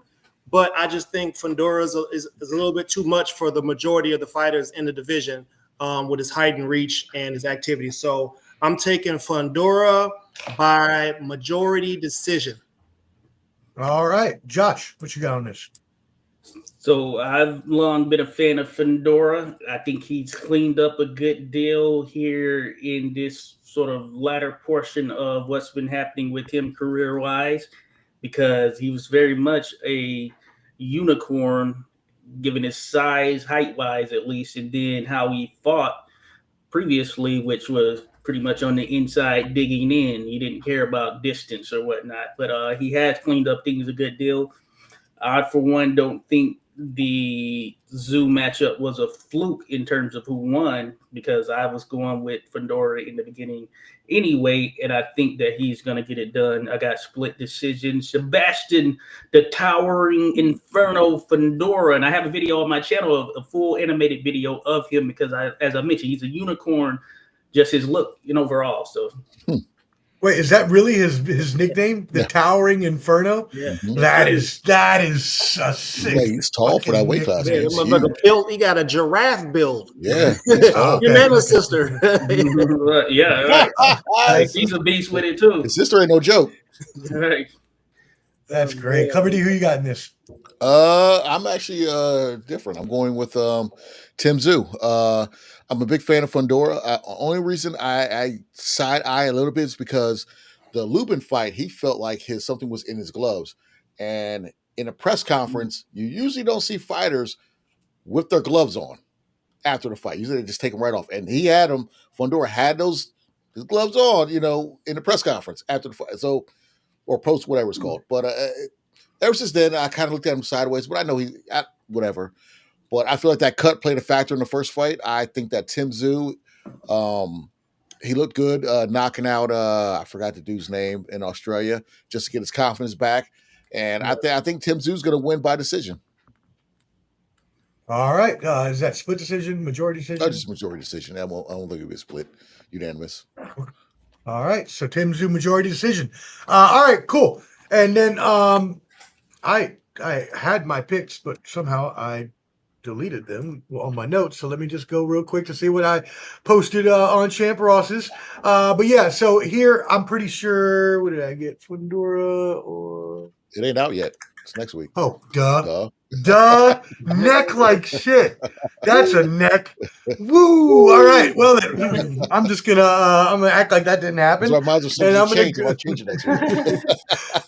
I'm going with the Towering Inferno because that's a dope nickname. So Sebastian Fundora for me, and that is subject to be changed because I'm going to go actually look at their records and pick somebody different afterwards. I'm not sure. All right, that's funny. I forgot it was a different week. All right, same week, even though I'm the one that said 19th, like a dummy. Manny Pacquiao versus Mario Barrios. Josh, we'll start with you on this one. 12 rounds for Mario Barrios' WBC welterweight title. Who you got in this matchup? Now, I have been a bit torn on this one. Of course, prime Pacquiao, no question. It wouldn't even be much of a debate at 140 or 147. That being said, he has been out for a good bit, even though he has done an exhibition or two. And he's 46. Barrios has decent size for the weight. He's fairly durable. Especially showed that against Abel Sanchez. But that being said, I didn't think Abel Sanchez had a chance against Barrios coming into that contest. So that showed me there are some vulnerabilities there. So I'm going to go with Manny Pacquiao split decision because he's probably forgot more than Barrios has ever learned in the sport. Yeah, no, you're not. You're definitely not wrong about that. Clubber D, who you got in this? Before, I just think this is not travesty. It's just this fight shouldn't happen. I saw the exhibition with the kickboxer Manny Pacquiao had, and he looked like what I picked up for my dog earlier. And I feel like Barrios will get him up out of there. I'm gonna go 7th round KO Barrios. 7th round kill for Barrios. Yeah. Again, I was not prepared for these picks, even though I knew we were doing this show. I don't know why I thought this was this week, and I already had the picks out there because they clearly weren't. But again, look, I like Barrios. He puts up some tough fights. I've seen him in a few good fights over the past few years.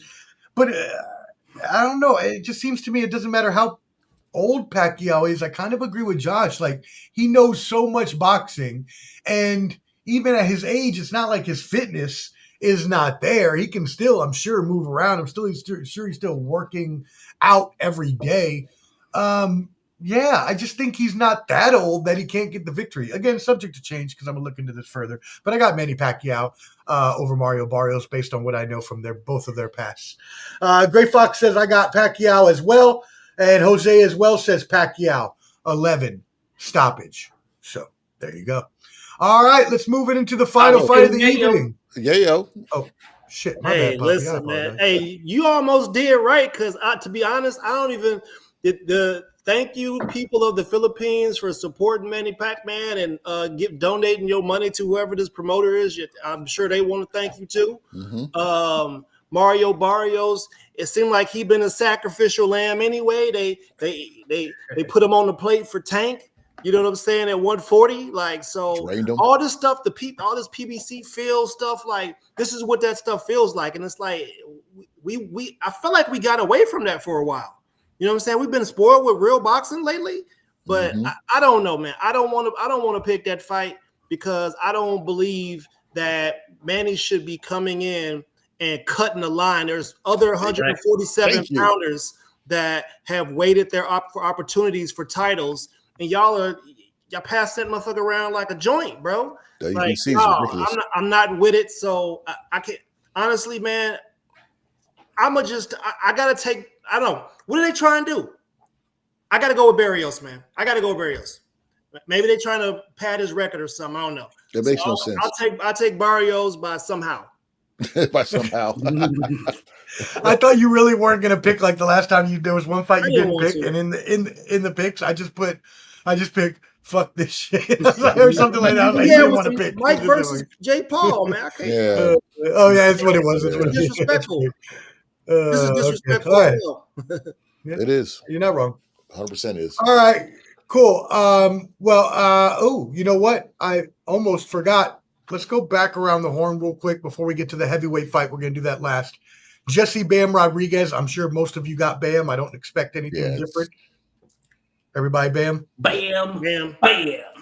Yep. Any thoughts on that fight at all? Or actually, just give me your pick so I can write it down. How about that? Stoppage before 6. That's what I'll say. Okay. All right. Yeah, I'm going KO4. Okay. I'll go with I can't remember what I put for champ, but I'm gonna go 7th round stoppage, and I do think Bam is pound for pound. Mm-hmm. Pound for pound. What? He's in my top 5. Top 10 in the world. Okay. Mm-hmm. Definitely top 10. All right. Top 10, okay. Top 5. He might be 5. Yeah, I gotta look. All right, hey, here we go. You've been waiting all show. Let's argue it out. What we got? I'll put him at 5. I gotta think about it because I got Usyk, Crawford. Clubber D, what were the reasons? You were about to talk about your reasons before the show. What were you talking about? Usyk, Crawford. Just what he's accomplished at his age. And he's moving up. I'm trying to think of my top 5 right now. Monster. I still put Canelo in front of him, I believe. Yeah, I can't. Canelo. Oh, yeah, y'all bugging, bro. I can't. We got Bud Crawford there. We got Inoue. We got Usyk. As I said, Bud, Monster. We got Bevo. We got Better Beef. Like, this dude is not top 5. I can't put Beef. I can't put Better Beef. Yeah, I don't have him top 5. You can't kick him out of it. You cannot kick any of those people out to put Bam in. Well, if 2 people fight that are in the top 5 and one loses, then he's dropping down. This is going to happen. Then automatic. Canelo got catapulted out of that. I have Canelo not in my top. He's not even. Beevil and Canelo fought, didn't they? Yeah, and that's why I don't like how they have Canelo in the top 10 over Beevil. Matter of fact, Canelo lost to everybody that was on the pound for pound list higher.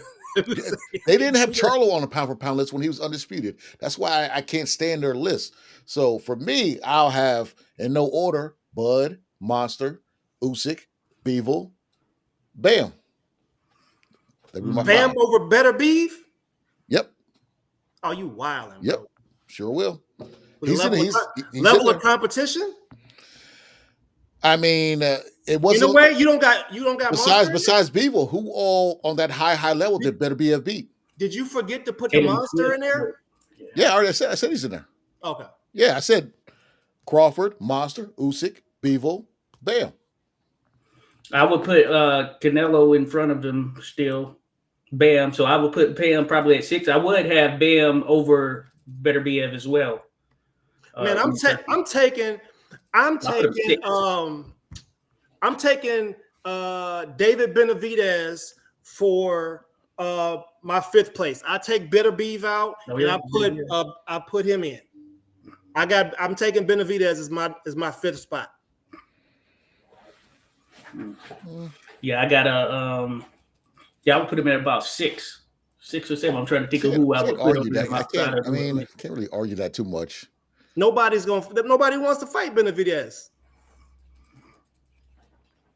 Yeah. Oh yeah, Benavidez. Yeah, I think he's got all them people, all them vowels. They've been running. They all running from him, right? Junta Nakatani, he's making his way up there. He could be in that top. Junta Nakatani.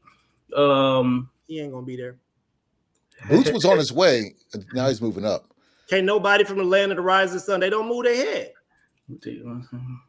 All of them get cracked because they can't move it because they don't move their head. Monster got that problem. He has problem. Yeah, he's got that problem. He's been, You don't get your head off the center line, you going down. Was it the last joint or the joint before that? And the joint before his last left one. Hook. Lewis Neary got him. Lewis Neary, left hook. Oh. Yeah, I was just trying to think of some others in the mix there, but very interesting. It is interesting. If Haney get back on track, he's back up in there. I just can't do it, man, because it seems like, I remember when Chocolatito, when they jumped him up the line. Yeah, you know who did that, right? Yeah, because they want him to beat the Floyd joint. They want him to get that. I know. Well, some of those lower weights get ignored a good deal, but he has some good wins there. If you look at Chocolatito's record, he's got some good wins on some of those lower weight fighters. Now there's a bad boy down there at the minimum weight. I got him top 10. You're talking about Oscar Collazo. I got him top 10. That's a bad. I felt that way for a good bit, so I have him on the back end of that top 10. But I think that he's certainly pound for pound. Boy. I was trying to think of who else, but yeah, very interesting discussion.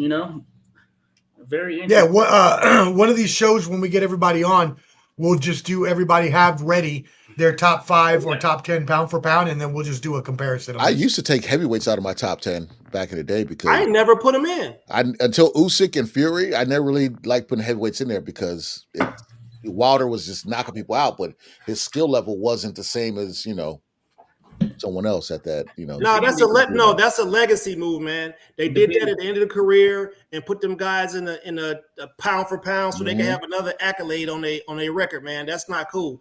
Heavyweights don't deserve to be in it. The only heavyweights I would say that would deserve a pound for pound ranking are those who came from lower weights and moved up and still did like Holyfield, Usyk. I disagree. Heavyweight is the glamour division, no doubt about it. And I think that there are some top caliber heavyweights. When you look at the history of boxing, there have been some top caliber heavyweights, and there have been points, I feel, in boxing where it could be argued that the heavyweight was pound for pound the top guy in the sport at that particular time. It all they're the money getter. How far you want to go back and all that stuff. But I do feel that was the case when Ali was in there. I feel that was the case when. Well, I don't want to go too far back, but Joe Louis, for instance, he had a crossover period with different people. But for instance, there was a point where you could argue that Joe Louis was the best boxer in the world there at heavyweight. That being said, there were some other great boxers that were competing there in that period. So I think heavyweights can be there. There's nuances to it there for sure. I will say, but what I do like about Usyk is he beat all of the top cruiserweights in the world. Then he jumped up to heavyweight and beat the guys that were listed as the top guys. Of course, Fury was unanimously, I believe, considered to be number 1. So notch there in that regard. Took out Anthony Joshua, who has one of the better resumes there in the heavyweight division, arguably the best resume in the heavyweight division, despite the losses or whatnot. If you look at his resume, Joshua, man, his resume is top tier. So it's very interesting. But I do think there are a select group of heavyweights who are worthy of that billing. I thought Derek Chisora had – I think he has fought everybody. He's got a good resume. Yeah, I think he has fought everybody. He just doesn't have enough of the victories against those top guys. But he has a damn good resume. War Chisora. Or like Anthony Hamilton. The beard, cut that shit off, bro. Like, come on, man. Just patches. That off. Cut it off. Respectfully. Look, evaluating the comparisons that y'all both just had, and the juxtaposition of early heavyweight fighting up through the 80s with Mike, even the 90s with Mike Tyson, versus the early 2000s and most recently before Tyson Fury and all of them. You can see and I don't want to say regression because, as you said, Josh, heavyweight has always been the glamour division. It's always what everybody wants to see. It's always what's going to make the most bucks, pay-per-view, if you have big enough names, stuff like that. But at the same time, I see where Clubber D is coming from, because since the Joe Louis to Mike Tyson to so on and so forth, you can see a little bit of a linear regression, a little bit, just in terms of quality of fighters as you've gone on along through the years to where we are now versus those aforementioned fighters that you said before. What do y'all think about that? It's a little different, I think. Back then, the fight IQ wasn't the same for each weight class. Not wasn't the same. It was just kind of similar in each weight class. And when they got past the Muhammad Ali phase and 80s and 90s and 2000s, I feel like some of the heavyweights, besides a handful, they weren't as, how do I put this, as skilled as other weight classes. It wasn't as close. Like, when you got somebody like, just knock people out like a Tyson or whatever like that in the 90s or in the 80s and then in the 90s when he came out, can't compare his skill level to Roy Jones. Yeah. It's just. Or like Hagler and Hearns fighting and stuff like that. It's apples and oranges. So that's where I don't put him. I used to not put him in there because I see Wilder get in there with Frank, who works at Amazon, and get him up out of there. And he never used a jab. You know what I'm saying? So that's where I kind of. Shoot, man. Larry Holmes and George Foreman would have sent Tyson Fury back to the The Boer Farm. Holmes has probably one of the best jabs ever in boxing. Eastern Assassin. All right. How about we start at the beginning? In 1881, John L. Sullivan took Patty Ryan. Now, this was a bare knuckle. No, I'm just playing. We're not gonna go that far. No, I seen the video. I seen the John Sullivan video. I'm with you. I love it. I'm trolling. If I could go back to that time, I'd bail Jack Johnson. Rounds type stuff. But no, I think there's some good points. Yeah, there is a quality thing, especially here in this current phase we're in. But I do think we're seeing some heavyweights. You know, when you think about the Caballeros, you think about Usyk, you think about Frank Sanchez, you think of there's some other ones out there as well who are probably around 6'3", 6'2", 6'3", comparable with some of the other ones. They might be in that 220 range who can box pretty well. And I think we just had this phase where, you know, there are a lot of bigger guys there. Tyson Fury listed as 6'9", essentially, and a lot of people saw that. But as John L. Sullivan said, the bigger they are, the harder they fall. You know what I'm saying? I think it's all stylistic because Tyson Fury, you know, he's solid. He has good skills, good footwork for his size and all of that stuff. But I think some people viewed him as sort of this world beater because of his overall size, and he was fairly quick as a heavyweight, not Ali quick or whatnot, but a quick heavyweight, I guess you could say, in some capacity. He got dropped by Steve Cunningham, who came from cruiserweight and moved up to heavyweight. But that was a leaner Tyson Fury, I would say. So the different things tied into it, like the Klitschko's, Vladimir Klitschko, dominant run. The quality, questionable.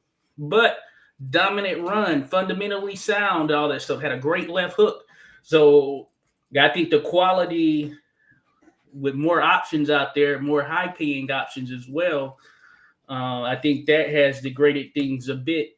And I do think that heavyweight is the glamour division, but it's had periods here where it hasn't been the top division as far as the competition and the exposure is concerned.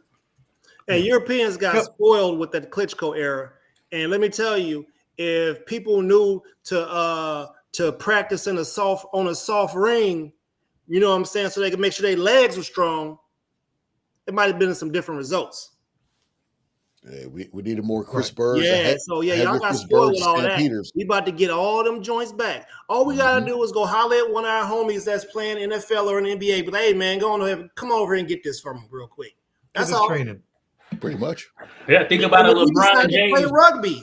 Think about a LeBron James dedicated to boxing. You know, if he put that same effort that what LeBron puts into basketball, if he put that into boxing, man, you think that might Shout out be to the Philippines.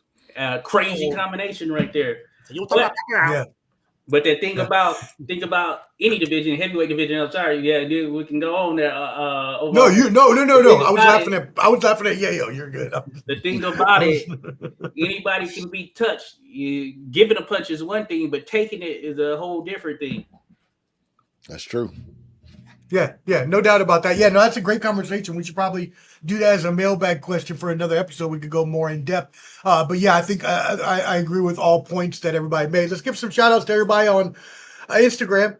Sports and Tunes, shout out, says what's good, champs. Clayton Q, my brother Clayton Q, country music star, says what's up. And your girl, Dion, not your girl, but your friend, Sarah Honecker is on Instagram. SMH, what's going on? Yes. And then we got here Pacquiao. Oh, we've got some people watching on the not live. We're gonna give you your shout outs anyways, but I do love how you're a little bit behind. Pacquiao with PEDs or no PEDs will wreck Barrios regardless. Morning Wombat, we'll give you the shout out in the future. So we're giving you this is pretty cool. It's like a future shout out you're getting because you won't see this for a few minutes. In Australia. Right? He's in Australia. I think so. Yeah. I agree with. Oh, maybe the streaming latency between like us and them is maybe he gets in a few minutes late. I don't know. Them mugs still on. They plugging their internet into their phone. Oh, come on now! Don't do that to them. Well, I'm serious, bro. You got to see a boomerang come through that window. Serious. When I was in Medellin, Colombia, they had dial-up, bro. Well, yeah, Colombia, but that's not the same as Australia. Australia is so much we're talking about the Philippines here. Oh, I thought we were talking about Australia. My bad. Oh yeah, them too. Philippines, yeah, probably. Philippines, yeah, probably. Low latency. Klitschko, no latent, I don't know a great word. Klitschko couldn't fought Wilder, but also Jose says there's an upcoming star from the Philippines, Kenneth Lover. I guess that is. Kenneth Lover. Lover. Mixed? I don't know if I've seen him. Take the I L don't out know, of but, Lover. It's over. But it's pronounced the double L. It's a Yama, like a Yover. That's tremendous. Okay. All right, cool. We're all getting too tired for this. Let's move into the main event of the evening. No, this is also happening on July 19th, for the heavyweight championship of the world. Let me go ahead and I got a little poster image for this one as well. Oleksandr Usyk versus Daniel Dubois. Oleksandr Usyk's WBC, WBO, and WBA heavyweight titles, and Dubois IBF heavyweight title. So, starting with you on this, Clubber D. That's not a big enough picture as I thought it was going to be, but whatever. How do you feel about this fight? I'm just taking that down. This fight's tough. I might change my decision, but right now, I love the confidence that Daniel Dubois has and has been the last few fights. I didn't like the lame excuse to not want to fight Parker because they already had this fight lined up, basically. But I actually have Daniel Dubois winning this fight. I have him winning. Whoa! Yeah, I have him winning by. I'm gonna go with 8-round knockout. It might change, but I'm going with Dubois. Oh, it's gonna change. Wow! It probably will. Daniel Dubois with a KO. I saw a picture. They said I saw a picture of Usyk. That's why I wanted to wait because he looked a lot bigger than usual. The picture they showed of Usyk, and I wonder if he just put on more muscle. Is that going to slow him down? But Dubois is very confident because he got cheated in the first fight. That was a body shot. That was not a low blow. Okay. No, you're right. It was not a low blow. We saw. Everyone saw it, and it was. That was a body shot. Come on now. Come on, buddy. That's a little bit of acting. Not a little bit. A really good acting. They had them questions the referees and not saying, "Oh, the belt line." They were in Poland. The war's going on right now. They were so close to the war. I'm telling you, I know what they were doing. Yeah. Okay. California Thug and shout out. You're still catching up. Here's your future shout out for Team Zepeda. I love it. I love it. That's so good. All right, Josh, who you got in this fight? Man, compelling fight. Somewhat polarizing given the nature of how it went down that first time as far as that body shot to the belt line that sent Usyk down. And I wonder if the referee would have started counting like and kept going, if Usyk would have gotten up. That's a good question right there, I feel. But he seemed to be pretty hurt by it. But one thing that can't be forgotten is he went on to stop Dubois in that contest. You did? Now, Dubois, he's improved a great deal and slowed down a bit from his early days. And I think that the sort of change probably came after Joe Joyce because he was really going for Joe Joyce, trying to get him out of there. Then eventually he ended up going down himself. That being said, the better boxer is no question Usyk. The stronger guy is likely going to be Dubois, but I would put every other attribute in favor of Usyk, personally speaking. And I think that will be the case here, even with this maybe slightly improved Dubois, but improved enough to where he's going to find that shot again. I don't know. I think Usyk, he's good in rematches. I think he's going to do what he needs to do. So I got Usyk. I'll give it unanimous decision this time around as opposed to a stoppage because I think Dubois will pace himself a bit more. I'm going Usyk, unanimous decision. He will be the clear winner.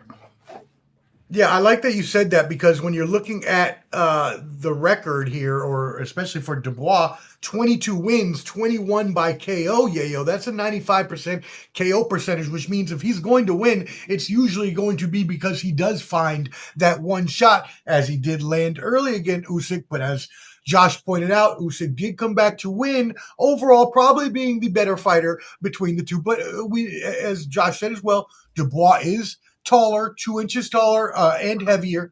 So, Yayo, who do you have in this fight? Man, this is crazy, bro. So I think at this point, you got to put Usyk up there as one of the greatest ever, right? He's earned his way into the spot. I'm not saying he's the best ever. I'm saying he's moved pretty close to it, right? And then He's a great fighter. You got Triple D out here who looked like he was trying to squeeze one of them turtle heads out in the photo. You feel me? I was terrible. So are we prepared to say Daniel Dubois, the dude who was squeezing the turtle head off, is about to beat one of the people who was considered one of the best ever in the prime of their career? I think Daniel Dubois can do it. He showed us he could do it. And as long as he ain't out here trying to talk trash, because he ain't got no jokes, he ain't got no delivery, you know what I'm saying? As long as he ain't doing that and he just sticks to boxing and they stick to putting their movie script, previews up, that's cool. But I think he's gonna get it done, bro. I think he's gonna go to the body on Usyk early. European fighters don't seem to take it too well to the body, just like a lot of fighters with all them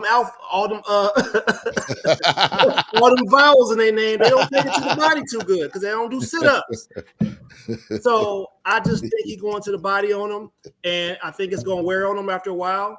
And if he's got the stamina, if he leans on him, you know what I'm saying? If he's able to cut the ring off, I think the boys could do it, man. I think left hook to the body. That's the way that the Ukrainians, they try to scoot around to the side.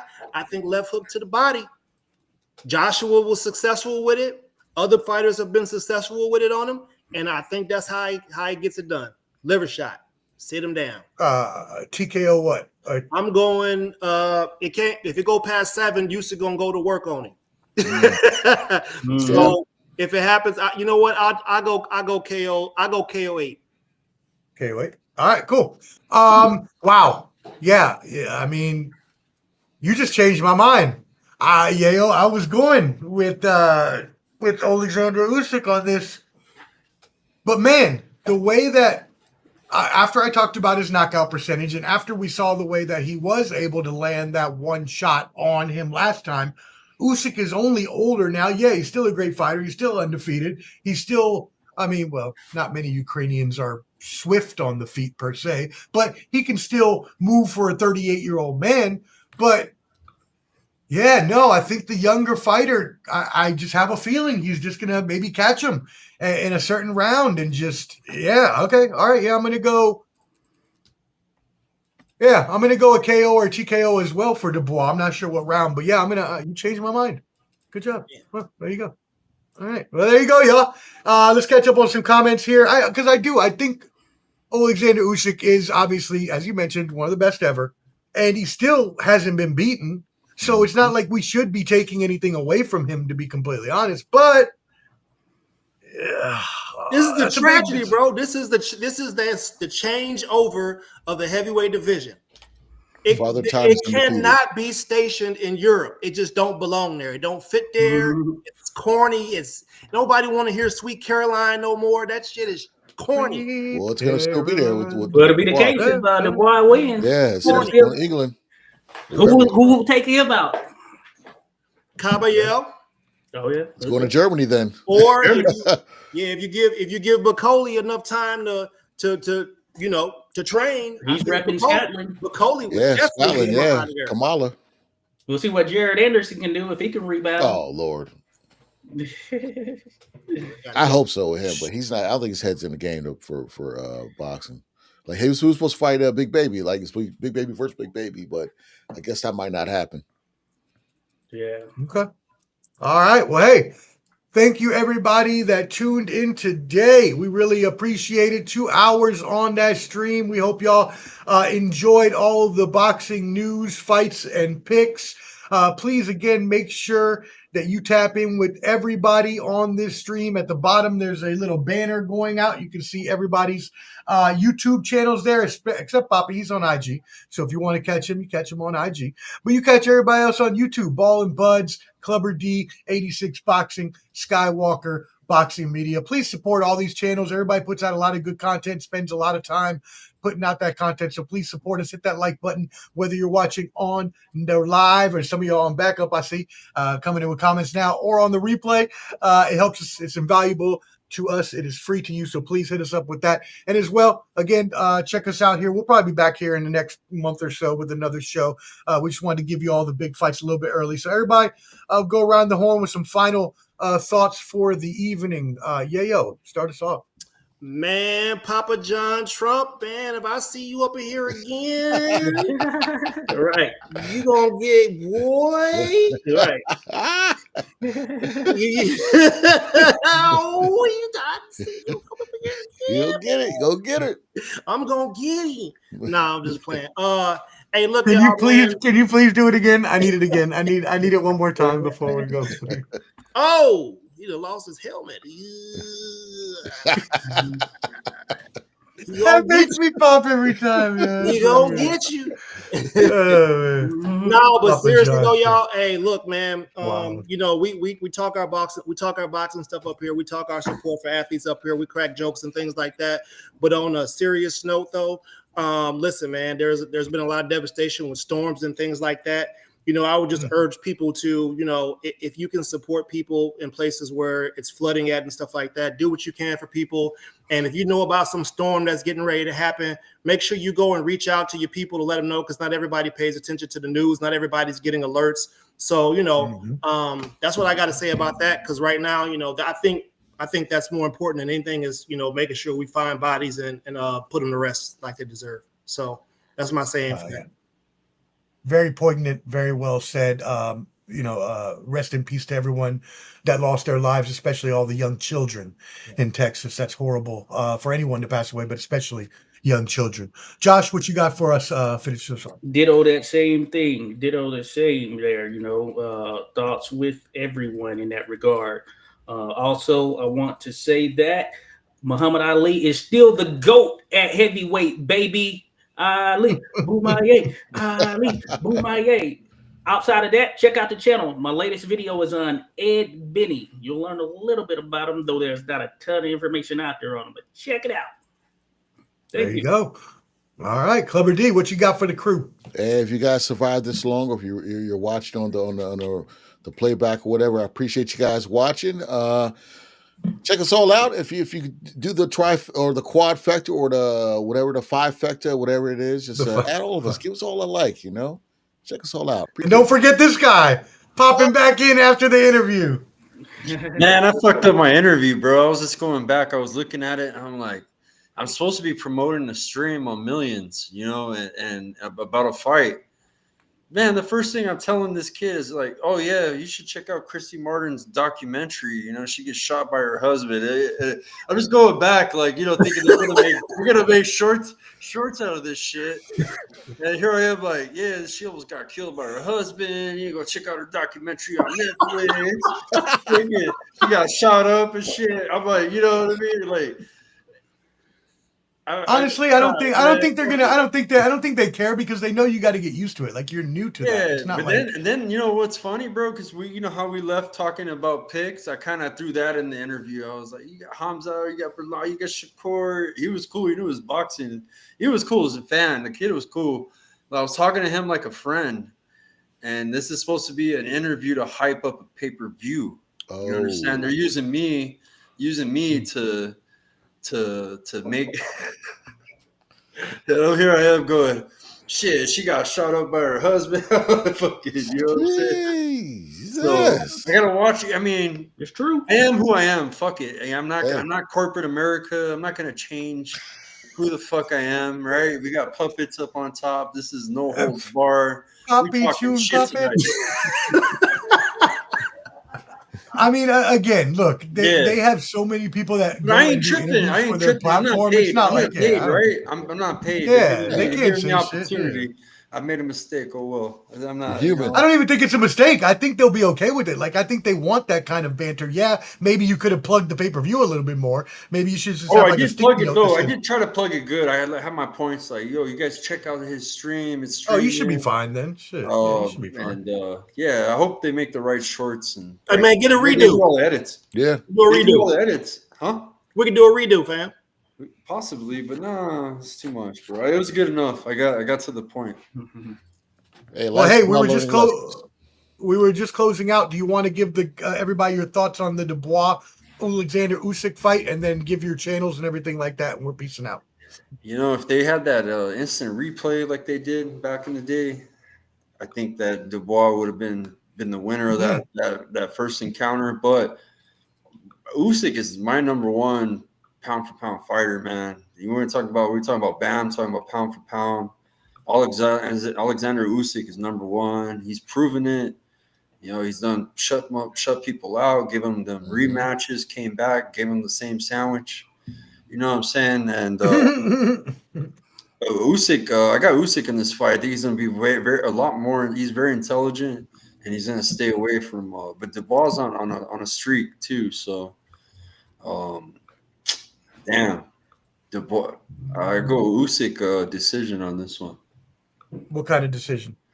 I'm gonna go a unanimous. Okay. All right. Cool. All right. Well, hey, go ahead and plug your channels for everybody. And we were just, I mean, we can keep going. I don't. No, it's cool. I just came in to say I'm about to cut out. Yeah. Boxing Media. 5:30. I thought you guys were still cooking. I came up to share that with you. Oh, we were just about to get off right when you popped in. I was like, let me get him on real quick. Okay, cool. Yeah, so make sure you check them out. Skywalker Boxing Media, Skywalker Boxeo on Facebook. Again, please tap in with everybody's channels. They're down there at the bottom. Mo Boxing, no problem, of course. No problem. Obviously, partners with us at all. As well, excuse me. So that's awesome. As well, make sure you go check out all those interviews I did at Country Box. We got Evan Holyfield, Sergey Deverchenko, Dude, really good interviews. So, you did great, thank bro. you. I Appreciate you, man. Even Mo Boxing, man, he was praising your interviews and your work, bro. And Jose, Nice. yeah, The Jose sports liked it a lot. It's One more bragging out there. Yeah, He's getting it. I was very happy I was able to get Derechenko to really like talk about his country and how he felt about like his people back there in the war and all that. It was, and how he wants to go on another run. And for you a did good, championship. I man. was For like, someone that don't speak English normally, like you did really Yeah. good with, and you had him talk a long time, and he understood everything you were saying. But it took him a little while to put everything together because English is not his primary language. So you did great with that, especially with foreigners, man. I mean, but yeah, and I got to give it to his awesome wife though, who was also there helping to kind of. She spoke a tiny bit of English, so we were kind of like bantering. But anyways, go check that out at Ball and Buds, BALLANDBUDS. And as well, again, make sure you tap in Skywalker Boxing Media, Papa Chun Yayo, Clubber D's new YouTube channel, and 86 Boxing. And we really appreciate you tuning in. We will catch you next time. Again, probably another couple weeks. Just keep a lookout on everybody's channel, and you see us there. All right, for everybody and Josh, who is off the camera, we will catch you next time. Holla. Peace, guys. Peace with the millions. It's that world heavyweight flow. Championship belt wrapped around my waist, yo. I got that Ric Flair figure flow. Slam you on the pavement, that's why they call me Street Pro. Create heat on beat close. Like Jordan after the second time he three-peated, folks. Get ready, set, let's go. Fight toe to toe, release the flow created by this mic pro. Lights, camera, get low. Action packed, back to back. In fact, this monster will grow. Y'all better let him know. Man with the master plan, and you have no need to know. Hot like winter cold. Bust these fools, anything less than killing whack rappers is a crime. I stay trying to get mine. Stacking value, packing venues, winning over time. Ain't no fine timeline. Open your eyes, you're looking for the best, and this is what you find. Game is only for the bold.